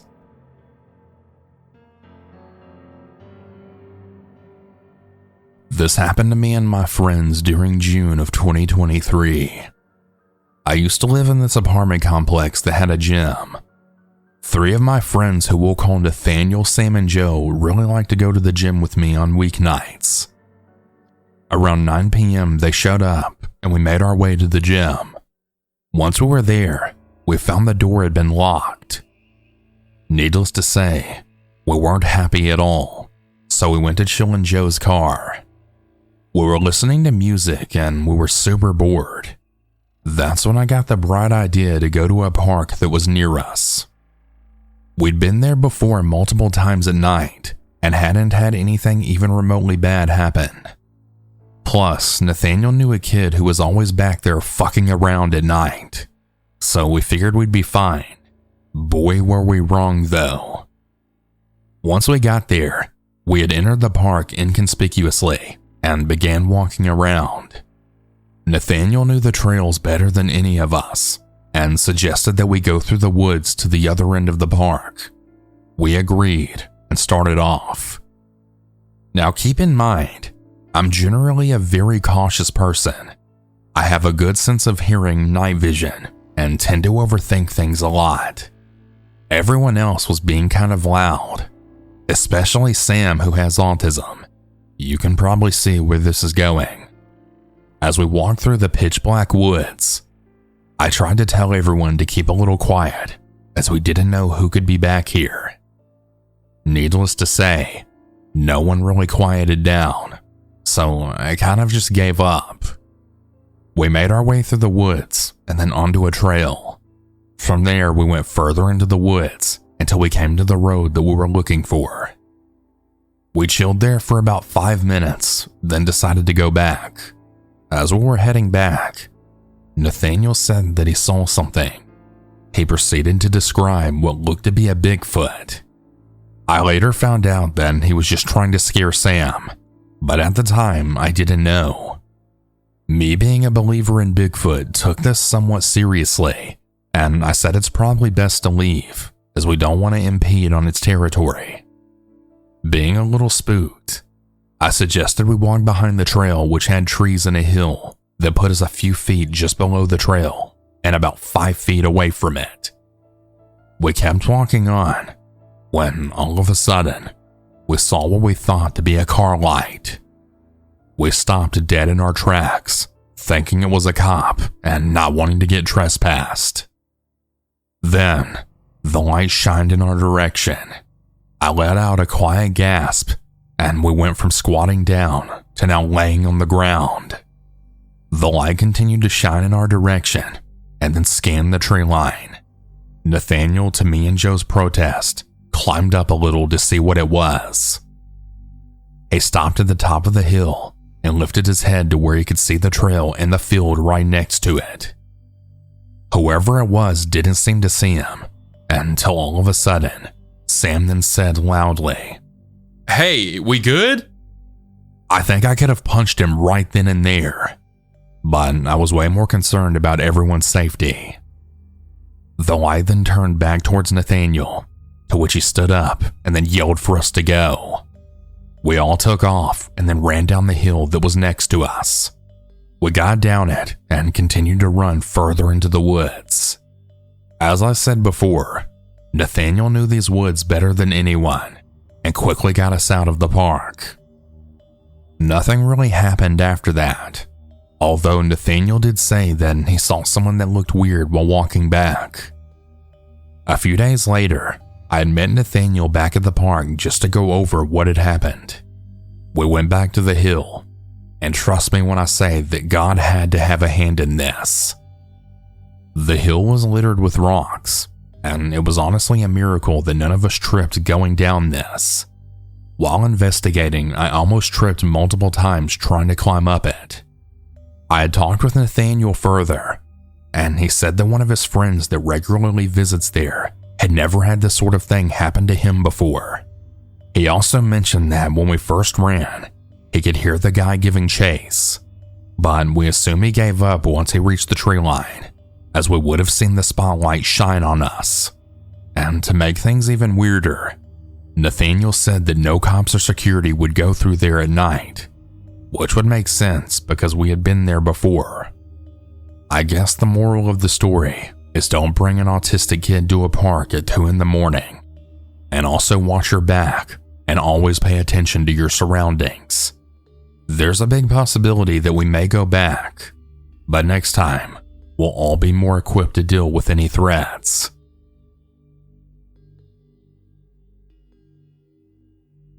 My name is Jamie, and this actually happened only a few hours ago. All of the names in this story will be altered due to privacy reasons. Before I start, I should give some info on everyone involved in this. I'm about 4'11" in height, and so I'm quite small for my age. My older cousin, who's a year older than me, is around 5'6" or 5'7" in height, but he also looks like he would be shorter. Let's call him Adam. My little brother, who's a year younger than me, is only a tiny bit shorter than me, and we can refer to him as Noah. My younger cousin, who's the same age as my brother, is about 5'2" in height. He's the only one of us who has properly hit puberty, if you don't count me. His name can be Evan. Also, my cousins are brothers, if anybody cares. Anyways, our cousins are leaving soon, as they live about a 3-hour drive away, and we don't really get to see each other very often due to this. They only really come to the summer cottage in the summer, obviously, or maybe sometimes during break times, which they have a week earlier than us. So we hang out together at any given chance, really. Today we were getting the summer cottage ready for winter. Raking, cleaning up props, putting away things, and in general just cleaning. Adam had the bright idea of returning bottles and getting some energy drinks or something in the process.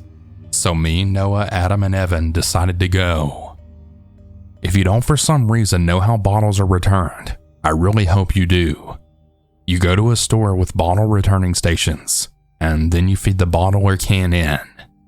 Once you're done, you can get money from the bottles. It's a Scandinavian thing, I believe. Anyways, after a few complications on the way that made us take 2 hours longer than needed, we made it. I might as well point out we're all minors, so no cars. But we went on foot, since we didn't have any bikes either. After buying our drinks and a bag of salted peanuts I wanted, we went to wait at a nearby parking lot. Usually we'll walk through the parking lot to the store, but the bridge leading us to the parking lot is only up in the summer, so we couldn't use it. We had decided to call my cousin's mom to pick us up since we didn't want to walk the really long way back.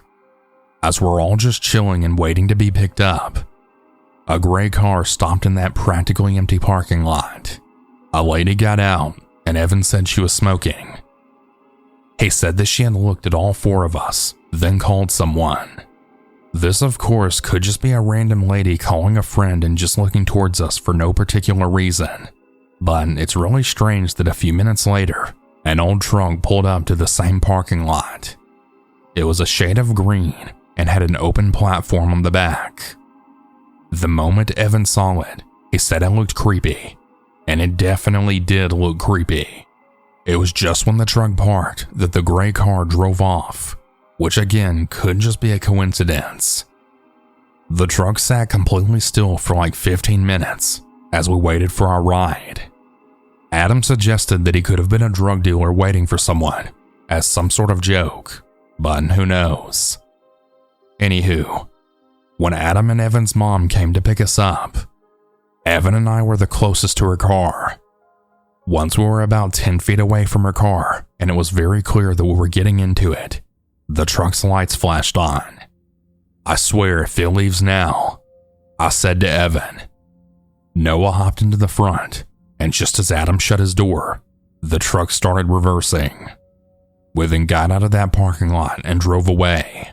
The truck just waited instead of driving off too. There weren't any other cars, mind you, that it would have to wait for. My mother and Nana both said it could have been a coincidence or were blaming a random person who did nothing wrong. But I've heard enough stories to at the very least be suspicious about the unknown driver's intentions. The windows were tinted too, I don't think it's too scary, but honestly, who knows? All I know is I'm pretty sure it wasn't a coincidence they left after seeing we were being picked up. Stay safe, people. Never trust blindly, but don't jump to conclusions either.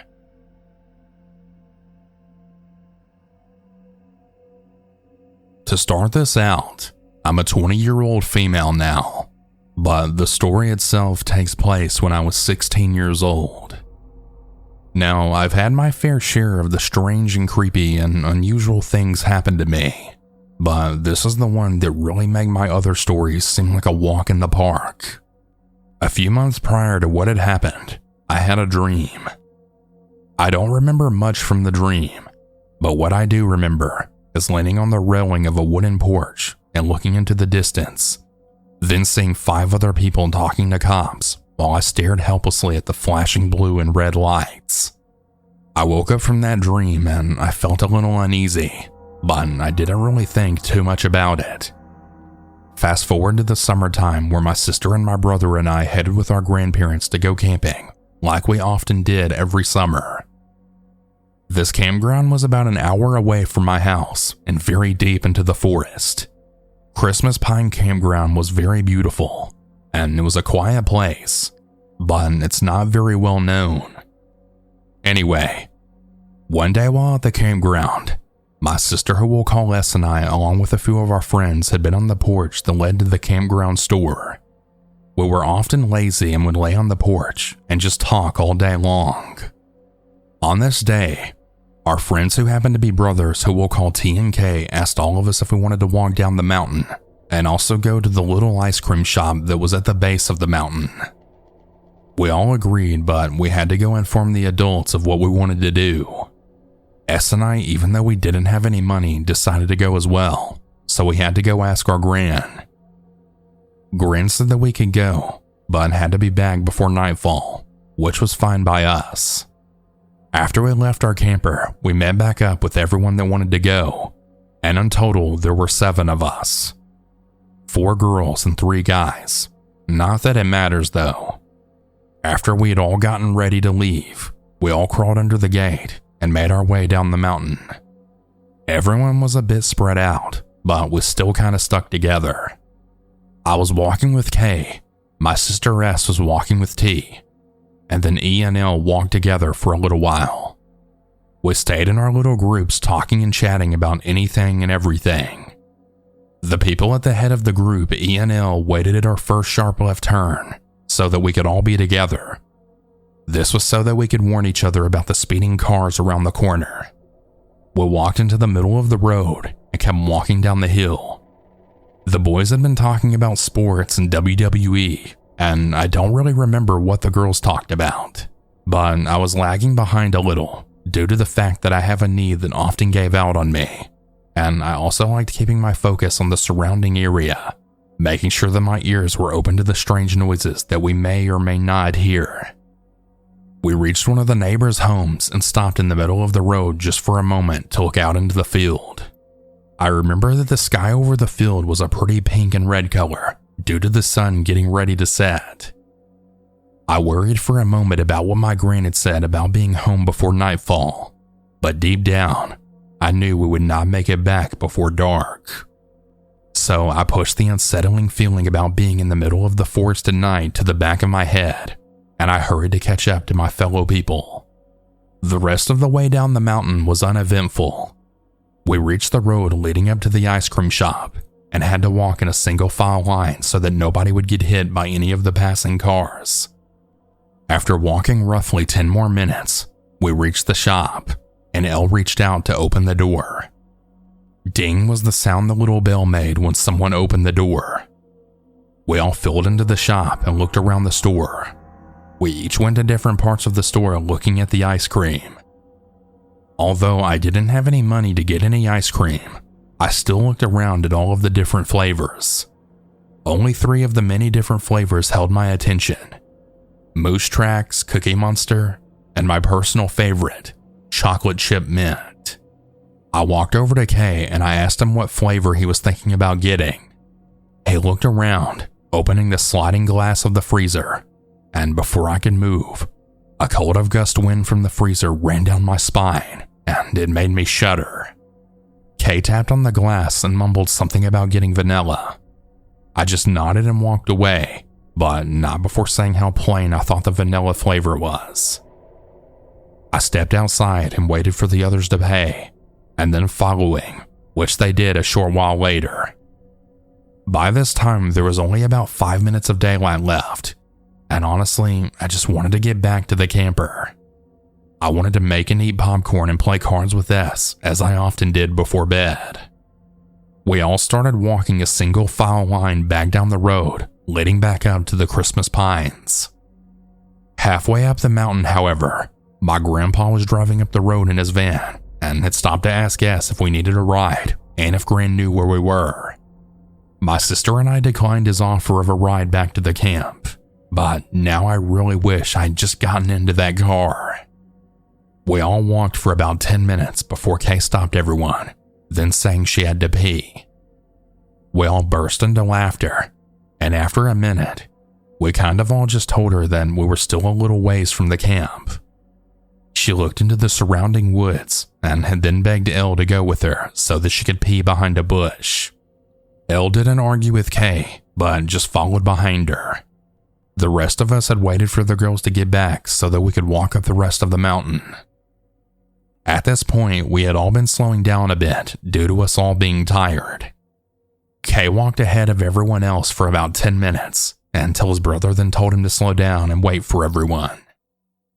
Once we were all together again, we had stopped at the field and we just took a break for a second. That's when E told everyone to shut up and get to the other side of the road, which we were all unsure about but did so anyways. T grabbed E by the arm and then asked him what we had all been thinking, but before he could reply, we all heard screaming and yelling deep in the woods. The strange man came out of nowhere, then firing a full round of bullets at us kids, then screaming, "Get the fuck off my property and stay the fuck away!" As you can imagine, we had all been terrified by this because we had been on the road and not to anyone's property. He told us all to run, and we did just that without even asking any questions. E, being the eldest of us all, then screamed, "What the hell, dude?"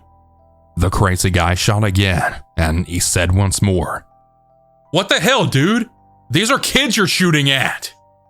Everyone ran like their life depended on it, and well, it really did. We were all on the road leading back to the camp, but there were gaps in between everyone. I had mentioned earlier that my knee prevents me from running, and if I do, it pops out of place. Well, it ended up doing just that. I fell to the ground on the urge of passing out. I couldn't run anymore, and I didn't want to. He screamed from about 50 feet in front of me to get the hell up and to keep running. I was on the ground just trying to catch my breath before then running again. I was zoning in and out because honestly, I just wanted to be anywhere but there at that very moment. My peace of mind was short-lived when I then heard crying in the distance. But in reality, it was my own sobs that I was hearing, and that's what made me snap out of it yet again and begin running. With the help of Kay, he helped me get up by grabbing my hand, and we then both ran to go catch up with the others. Time seemed like a standstill, but before I knew it, I was now running ahead of everyone else, and to be completely honest, I don't even know how that happened.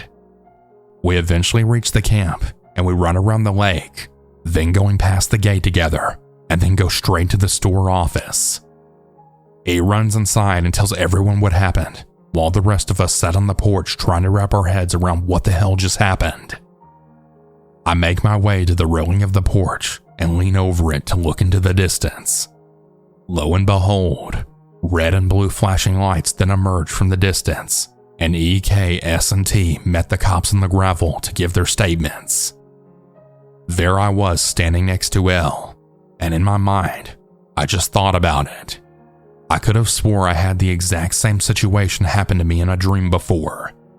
Everything was the same, even down to the clothes everyone was wearing. I eventually gave my statement to the cops, and I ended up going to my camper and sleeping. Nothing else really happened for the rest of that summer.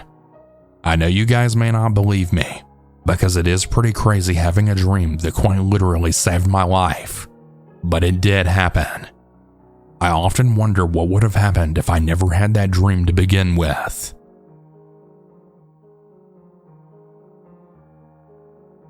This is an event that happened to me when I was around 12 years old. I'm 17 now, so this still has me shaking even to this day. I live in a small town a ways from Appleton, Wisconsin. The town isn't that isolated, but has small parks that are next to medium batches of woods. Back then, I had a routine that I followed where I would go out to a park about a half a mile from my house close to sunfall. I had a group of friends that I usually would meet up with to draw with or listen to music. One of my friends would usually leave until it was me and a friend who I'll call Alex. Not his real name because I don't want to write about him without his permission. So we would usually talk until he needed to head home. But one night we were in a deep conversation and we lost track of time. Alex had to leave to get back home, but I wanted to stay for a while. So I said my goodbyes and pulled out a book I was working on reading. I think it was The Lost World Jurassic Park. It was getting dark, and I was on edge because I had just gotten to a scary part of the book. After a bit of reading, though, it felt off. I tried shrugging it off as just me being paranoid, until I then heard rustling from behind me. I didn't want to focus on it too much, though, as it could have just been a deer. It wasn't uncommon for deer to get close to the park, but looking back on it, it makes me shiver. After some time passed, I put away my book and I started heading home. My way home is usually by taking a path from the park's woods to a street, and then I walk a few streets down to my house. So I was on the woods trail to get out into the street, when I then heard branches rustling behind me. I turned around to look, but I didn't see anything. I got a bit creeped out, and I had started power walking out of the trail and then into the street. I got past a few houses down the road when I had an urge to turn around. I had gotten scared for some weird reason, and I tried to ignore it. At a point, it got to be too much, and I looked behind me. When I turned around, I was horrified when I saw a man in all black wearing a sweatshirt, and he then turned off the path towards me. I got creeped out, but I just kept walking, also turning around every now and then. At some point I heard running, and when I turned around again, I saw him holding what looked like a pipe, or maybe some kind of weird-looking hammer, and he was now charging at me. From that point on, I knew that this person was not good news. I then sprinted as fast as I could. Now, I'm a quick runner because my parents forced me to run 3 miles every day. I tried to get a bit of distance between us. I decided to take a detour by climbing a fence and go through a soccer field. I looked behind me to see if he was actually still following, and to my horror, he jumped the fence. I ran to the field and then climbed the fence to exit. After that, I just kept going. I never saw him after I jumped the fence to exit. I think that he gave up after running across the field. I eventually got home and my parents were asleep. I spent that whole night awake. I told my parents all about it in the morning and they called the police. As it turns out, there was a house with a camera looking into the soccer field that actually saw us running. They showed us the footage, and the guy gave up a little bit before the halfway mark of the field. They still haven't caught him to this day. I told my friends, and we never stayed out till dark again. I don't know what this guy wanted, but I'll tell you this. I really think it was no good. I'm just glad to be here to tell it. But part of me wonders if the rustling I heard when I was reading the book originally, if it was the same person watching me, or if it was just a deer or something. If it really was the man, part of me wonders what could have happened if I had stayed just a second longer.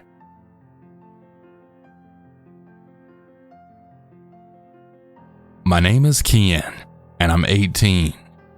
At the time of this story, it was my 17th birthday, and myself and a few of my friends, Ollie, Charlie, and Sam, decided to go camping.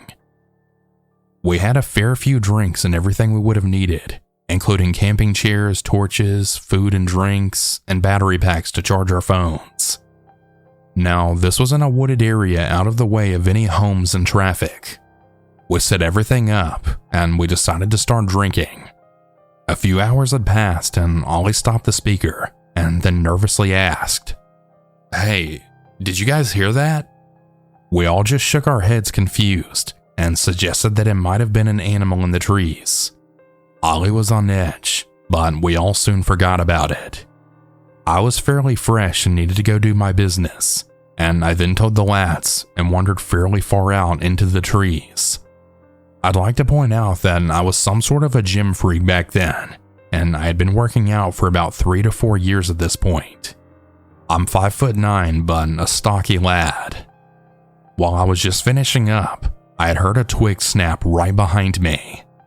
I jumped up and then quickly turned around to see absolutely nothing but darkness. My heart was pounding out of my chest, but I gathered up enough courage to take out my phone and then shine a torch right in front of me. To my horror, I saw a man crouched down behind the bushes with a weird baby mask on. I started breathing really heavily and slowly started backing up. He slowly stood up and then turned his head, staring straight at me. I don't know what it was, but I could just sense that he had a creepy grin on his face right behind that mask. I was so terrified I couldn't even shout for my friends. Suddenly, out of nowhere, the man started running at me full speed. I threw a punch, and the man then fell right into me, making us both crash to the ground. He started hitting me back in return, but like I mentioned before, I wasn't small, and I seemed to easily overpower him. I then jumped up and ran all the way back to my friends. Once I returned, they could all see the terror in my face, and they asked what was up. "Yo, we need to get out of here now. Like quick, just leave everything here and run." We all ran as fast as we could to Sam's car, and we quickly got the hell out of there. Once I told them what happened, all of their faces went white. A year has gone by since, and we laugh at this situation, but I do still get chills thinking about it even to this day.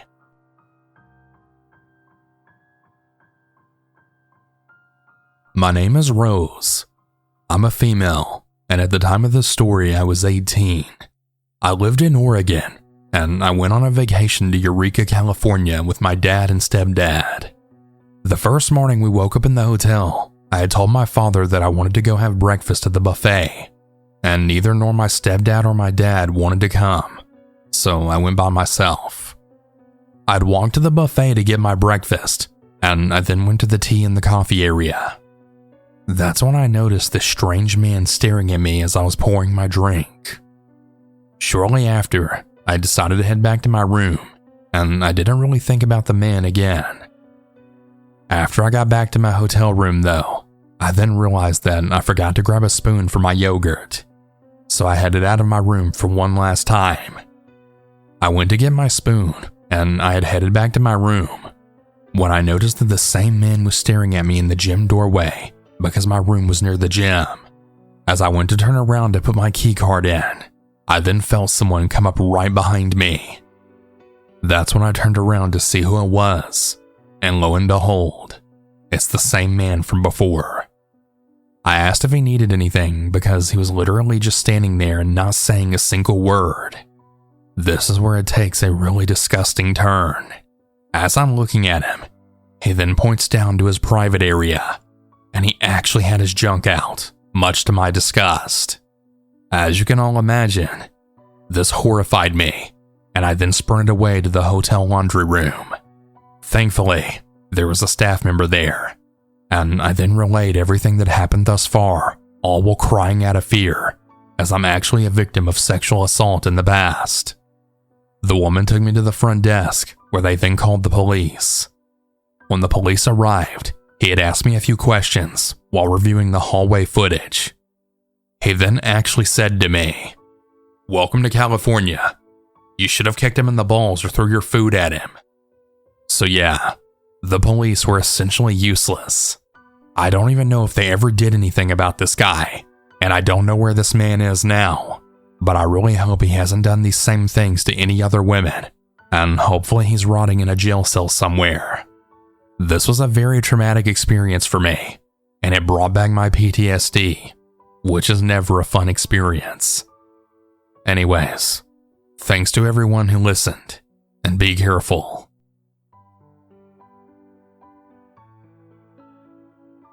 This took place during my senior year of high school.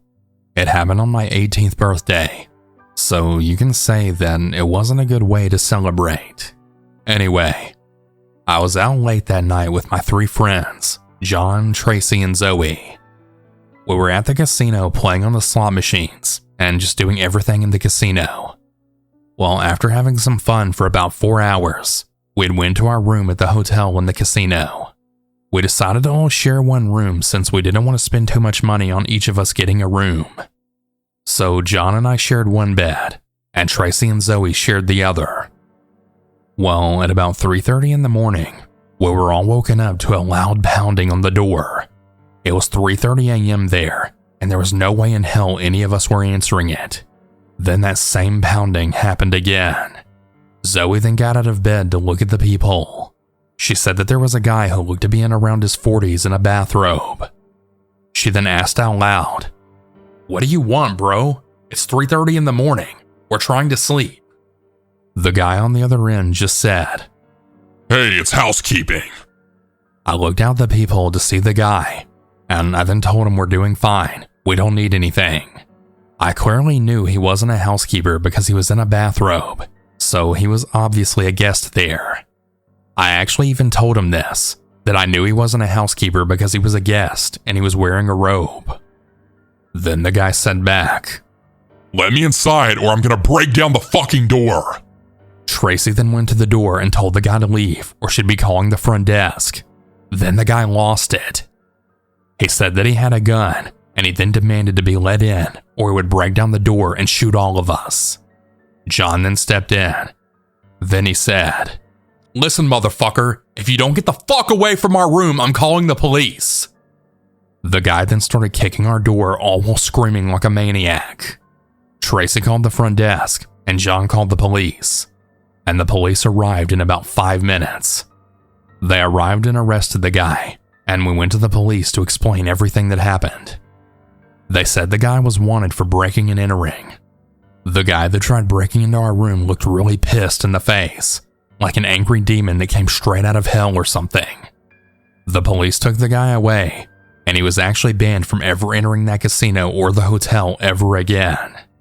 We checked out later that morning, and we never went back there again after that horrible experience. This happened a couple of years ago when I was living in a hotel with family. I remember my brother living in the same complex, and he had some friends coming over. One of them said, "Hey," and this random chick I've never met said it after they did, and then went on to say, "Sorry, I just heard him say your name, so I figured I'd say hi too." Okay, that's weird, but whatever. Some time passes by, and I'm standing outside trying to get some fresh air. Well, that same lady comes up to me to try and strike up a conversation. I was weirded out that she still knew my name and was trying to talk to me. I kept my answers and responses short, and she just kept going, and going, and going, until finally, she actually invited me over to her apartment. I politely declined, and her response back was, "Oh, come on, big guy. It's not a big deal. Besides, I'm kinda lonely, and I want some company." Another red flag. I again declined her offer, and so she then said this, "Look, just come with me, okay? I could really use some company." This time, I wasn't so polite. I just blew her off and went back into my apartment. Looking back, that was a mistake. Why? Well, now she knows what room I'm in and would most likely come back later. Surprise to no one, she does. It was nighttime around the time she came by, and she was really drunk. She started to ramble on about how I blew her off, even though we had never even planned anything. After some more drunken bitching, she then says this: "You can make it up to me by walking me to my room." I was already really annoyed with her, so I told her no. She gets pissed and she says that I owe it to her. I told her I didn't owe her jack, and then slammed the door. She then just started screaming from the other side of the door, but I don't really remember what she said. So the next morning comes, and I wake up, and I see that she's freaking sleeping on the other bed that was in my room. I called the front desk and I told them about her, but according to them, she was living with me, and she had apparently lost her key. I told them that she in fact did not live with me, and that she's trespassing. Well, that's what I was planning to do before my mom opened my door to see what was going on. The clerk realized that they had really fucked up, and they told me the security was on the way.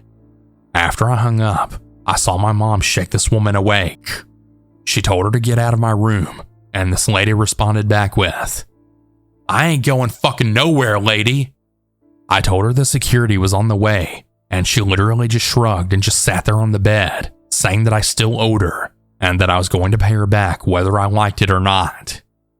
After her and my mom going back and forth, with the lady becoming more and more insistent, security finally came. My mom opened up the door and then pointed to her. She still refused to budge, and it even flipped off the security. What really made her leave was the guard mentioning that if she didn't leave my room, the police would be notified. She went pale, and she then freaked the fuck out, literally throwing herself at his feet and screaming, "No, don't call the cops. I'm already on probation. I'm begging you, don't call the fucking cops on me." She left in a hurry and ran back to the room she was actually staying in. We got the sheets off the bed that she slept in, and everything seemed to have gone back to normal. Throughout her stay though, anytime she saw me, she would always shoot an icy glare at me, and I'd just roll my eyes at it. After some time though, she ended up actually getting evicted, and I could hear all the screaming from that side of the complex that she was staying in. Out of curiosity, I decided to take a peek, and I saw her physically fighting with one of the officers, and she saw me. She then started running towards me, and I slipped right back into my room. Needless to say, she went back to jail. I don't know what it was that she was on probation for, nor is it any of my business, but I just hope she got the help she desperately needs. I know this might seem exaggerated, and I might be remembering things wrong, but I pieced together what I could because my memory tends to be a bit shit. Regardless, this bitch was freaking crazy, and she really freaked me the hell out. Moral of the story? The phrase stranger danger exists for a reason. Please be careful out there, people.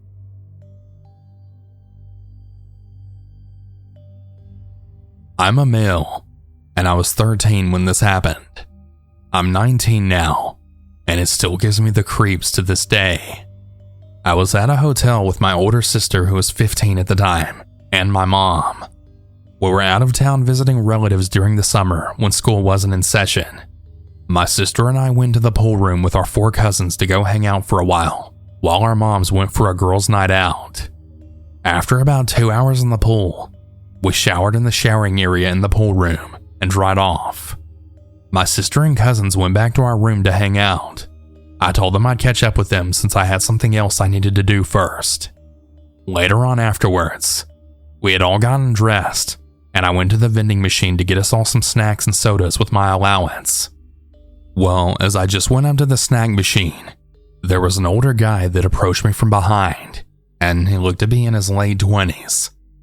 He said to me, "Hey there, what are you doing?" I told him I was just grabbing some snacks and sodas for me, my sister, and cousins. He then said, Do you think you can get me one as well? I left my wallet in my room, but I'll pay you back, I promise." I then told him, "I'd really like to, man, but I'm kind of on a budget. Sorry, man." Well, what he said and did next freaked me the fuck out. He then said, "Oh wait, never mind. Here's 2 snacks I can have for free." Then he grabbed my ass with one hand and grabbed my groin with his other hand, and he was squeezing them. I told him to let me go and knock it off. And after that, he pulled down my pants. He then pushed me down to the floor, and he took my pants off from my ankles. He then stuck his hand down my underwear and began squeezing my private parts. He even then force kissed me on the mouth. His lips tasted so damn bad, like he hadn't brushed his teeth in a month. I started screaming for help. That's when my older sister came by and then tackled the guy. My sister was actually on the wrestling team from her freshman year to her senior year in high school, so she tackled the guy good. She also gave him a black eye and a bloody nose, and she even headbutted him. I put my pants back on and I kicked the guy in the face while he was still lying on the ground. We then told our mom, aunt, and cousins what happened. Our moms freaked out, and we told the girl working at the front desk. She then took a look at the cameras and she called the police. The guy was arrested and banned for that hotel for life. If it wasn't for my sister tackling the guy would have likely done much worse to me. Thankfully, none of us saw the guy again after that. To the guy who grabbed my ass and pulled my pants off and tackled me to the floor, who planned to do so much more worse things to me, I really hope you burn in hell. I'm a guy, and this happened when I was 19. On this particular night, I got into a heated argument with my girlfriend. It was about her accusing me of staring at another girl's butt while we were shopping at the mall. I told her I wasn't, and that I was just stretching out my neck, but she wasn't buying it. So I told her she could have the house to herself for the night because I was going to stay at a hotel. I packed my suitcase, got in my car, and drove to the hotel I was going to be staying at. I got there, checked in, and went up to my room on the 3rd floor. The room had one of those doors you can see into the pool room on the other side of the room. It was getting late, so I decided to watch some TV for a while, then head to bed. After about 3 hours of watching TV, I turned it off and went to sleep at around 1:30 in the morning. I was woken up at about 4:30 to the sound of knocking coming from the door to the view of the pool room. The curtains were shut, so I didn't see who it was. I turned on the table lamp and saw a black figure standing outside that same door. I then saw the figure raise its arm slowly, and I could see a knife in the shadow. I immediately got out of my bed, put on my shoes and hoodie, took my phone, wallet, car keys, and room key, and got out of there, going out the other door. I neglected to put on my pants because I wanted to save time. So there I was, in my hoodie, shoes, and tidy whities, running down 3 flights of stairs, then out the front door and into my car, and I got in and sped off. I didn't go to my own house because my girlfriend was there. I just drove for miles.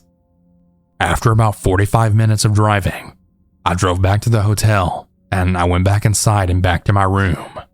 When I got to my room, I saw that the lamp was still on, but the shadow figure from before was gone. Nothing was broken or stolen, so I was alright. Also, thankfully there was nobody in the lobby or front desk at the time I left and returned to the hotel, because I wasn't wearing pants. I stayed in my room for about 2 hours to relax. Then I got dressed and went down for the continental breakfast. 3 hours after breakfast was over, I then checked out and left. But before I checked out, I had told the girl at the front desk about my experience around 4:30 in the morning. She said that she looked at the cameras and she saw that there was a guy that looked to be in his 40s or 50s with unwashed hair, and he had a long beard, and he was just standing at the door with the view of the pool room. He apparently had a steak knife in his hand, and he just stood there for about 10 minutes before leaving. I ended up going home afterwards, and I sorted things out with my girlfriend, and I told her my experience. Needless to say, I'm never staying at that hotel again.